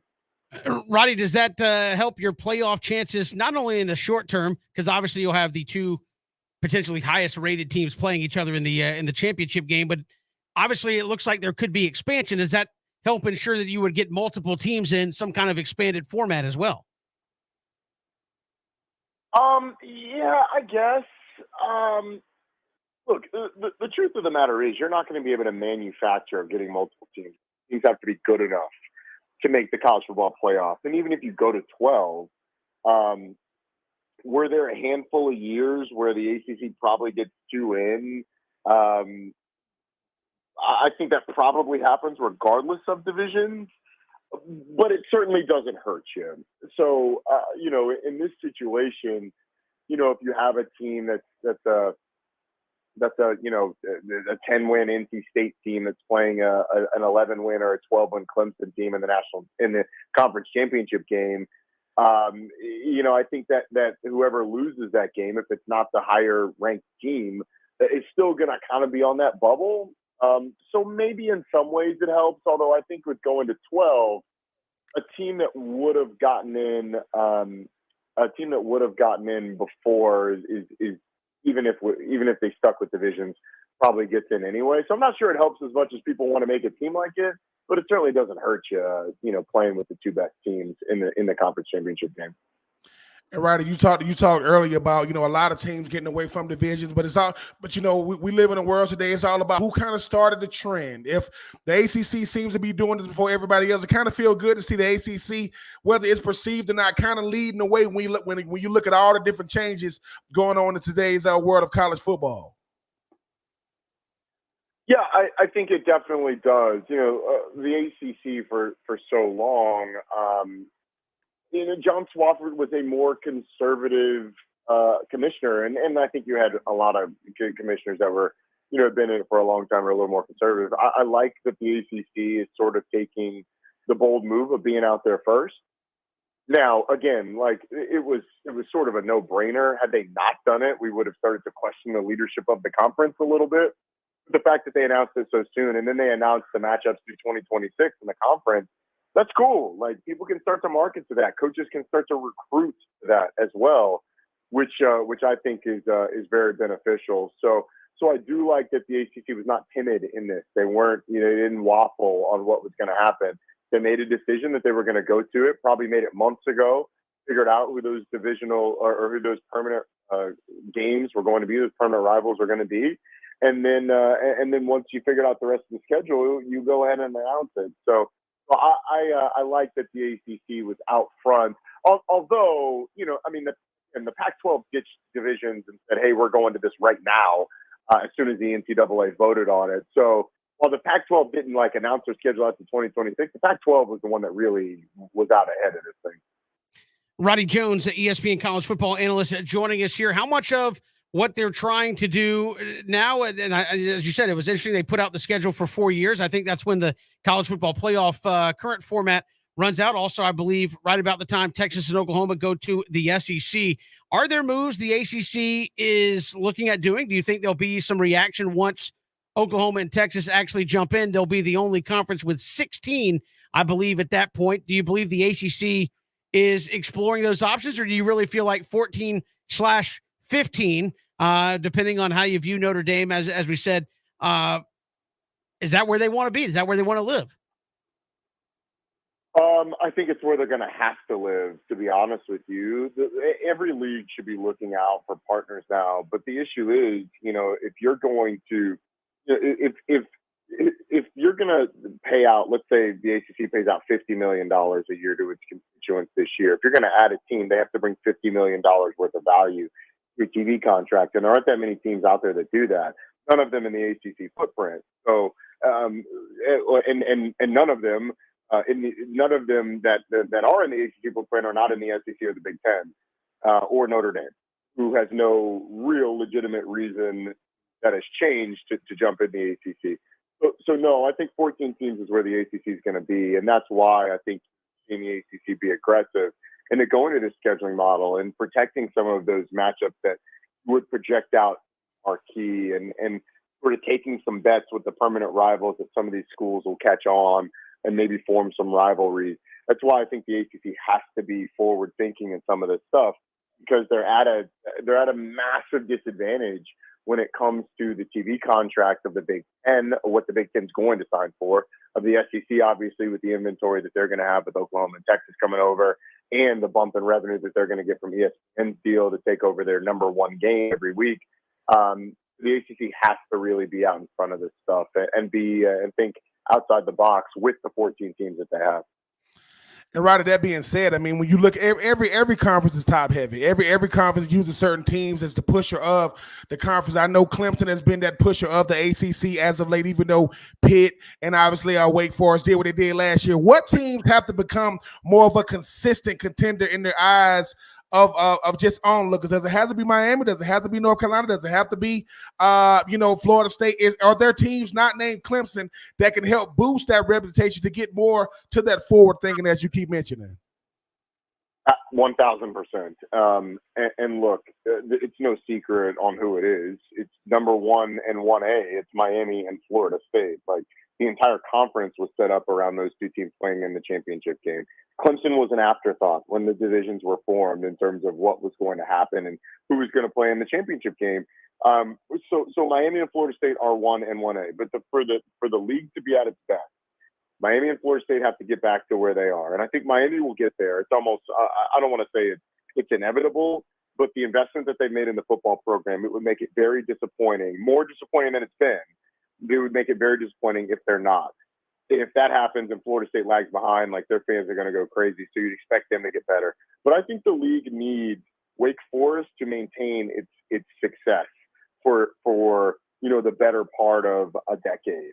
So that it becomes that sort of Northwestern where when you see them in the championship game, you're like, yeah, it's not something that happens every year, but it's not strange to see Wake Forest in the championship game. I think the other three that are massive for the league are Virginia Tech, UNC, and NC State. NC State's long been a sleeping giant. They got a great fan base, and I think with consistent success, that can grow into a brand because it's a great fan base. It's a great stadium, and they've got the type of alumni, the large enough group of alumni where they could really get it going. UNC is a national brand, and they've recruited really well. They've got the coach and Mac Brown, who's recognizable, so I think they're big. And then Virginia Tech is sort of the next tier of that brand after the first three: Clemson, Florida State, Miami. Virginia Tech's the next tier of that brand that once they get good, people will recognize and be like, okay, that's legit. Those are really the ones that stand out to me because they're sort of in the footprint that loves football, cares about football, and have enough of a brand to really resonate nationally. I was going to say, Roddy, as you talk about trying to get those matchups, you said grow some of those matchups that have that national appeal. Were you surprised that Virginia Tech Miami was kind of a casualty of the every year playing each other at the end of the day? That seems like one that goes back to the Big East days, into the ACC. They were in the same division. That might have been one worth preserving, but they didn't. Are you surprised? A little bit, not 100% surprised by that. Like, because if you start to tinker with the schedule enough, like if you substitute somebody out for Virginia Tech and Miami, you have to make concessions elsewhere. And I think when you start to move all those things, it starts to get a little complicated. I think they wanted to preserve another Big East rivalry that's closer to Virginia Tech with Virginia Tech and Pitt. Like, that feels like one that should play each other every year because of proximity, because of history. And yes, they've had some great games with Miami that are a little more recognizable, but Miami is so far from everybody else that they kind of got stuck with a few others. And they got one of their old Big East rivals in Louisville. Like, they played some great games in the 2000s. They weren't as good at the same time as Miami and Virginia Tech were. But I think when you go down sort of the iterations and the permutations, once you start to sub one out for another, you're having to make concessions in other ways. And I think the preservation of Virginia Tech and Pitt probably topped Virginia Tech and Miami. And then you got Louisville and Miami. And honestly, the other thing that we don't know is what the schools were asking for. If I'm Louisville, I was asking for Miami because they do so much recruiting in South Florida that I want to play Miami so that I can go down and tell those recruits, hey, every other year you're going to get to play in front of your home fans. So maybe there was some of that on the back end from Louisville saying, hey, we would rather Miami if you're going to talk about some of those old Big East rivals. And Roddy, I mean, with all that being said, I mean, you talk about forward thinking, you talk about the ACC kind of, teams like NC State being sleeping giants, teams like Miami and Florida State have to get back to being a contender that is nationally recognized. Do you think the ACC is in a position to get this thing right? Because when it comes to the P5s, the ACC is competing with the SEC because of location. Do you think they can start competing with the SEC, with the teams, because they got the coaches, they got the brand names? Can they compete if they do put all this thing together and kind of get it right? Well, I think it depends on what your definition of compete is. If you're talking about like national brands and how we perceive the leagues and all that stuff, I don't know. Like the has all the headwinds that's going to be, all the tailwinds that are associated with a conference that's won as many national championships the last 20 years as they have. Uh, but in terms of the on-field product, I think the ACC is making strides. The SEC has and will continue to have better players than the ACC because of the academic standards of the ACC, because of the resources of the ACC. But does that mean that the teams can't be competitive on one Saturday during the fall? No, it doesn't necessarily mean that. So I think the ACC needs to get the teams that are capable of recruiting on the same level of the SEC teams.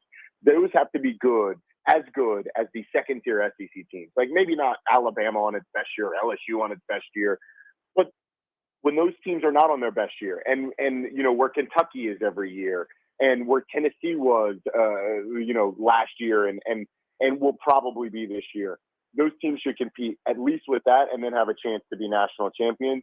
And then the rest of the league kind of has to be consistent. That's the thing that this league has lacked. It's had great peaks for most of its schools and then great valleys. Think of Syracuse with a 10-win season in 2018. They haven't done anything since. So you need the consistency. You can't just be one-hit wonders, which is what the ACC has kind of been. But you're fighting an uphill battle with the resources. So the ACC has to be more efficient. They got to be more nimble. And they got to be a little creative in the way that they do things.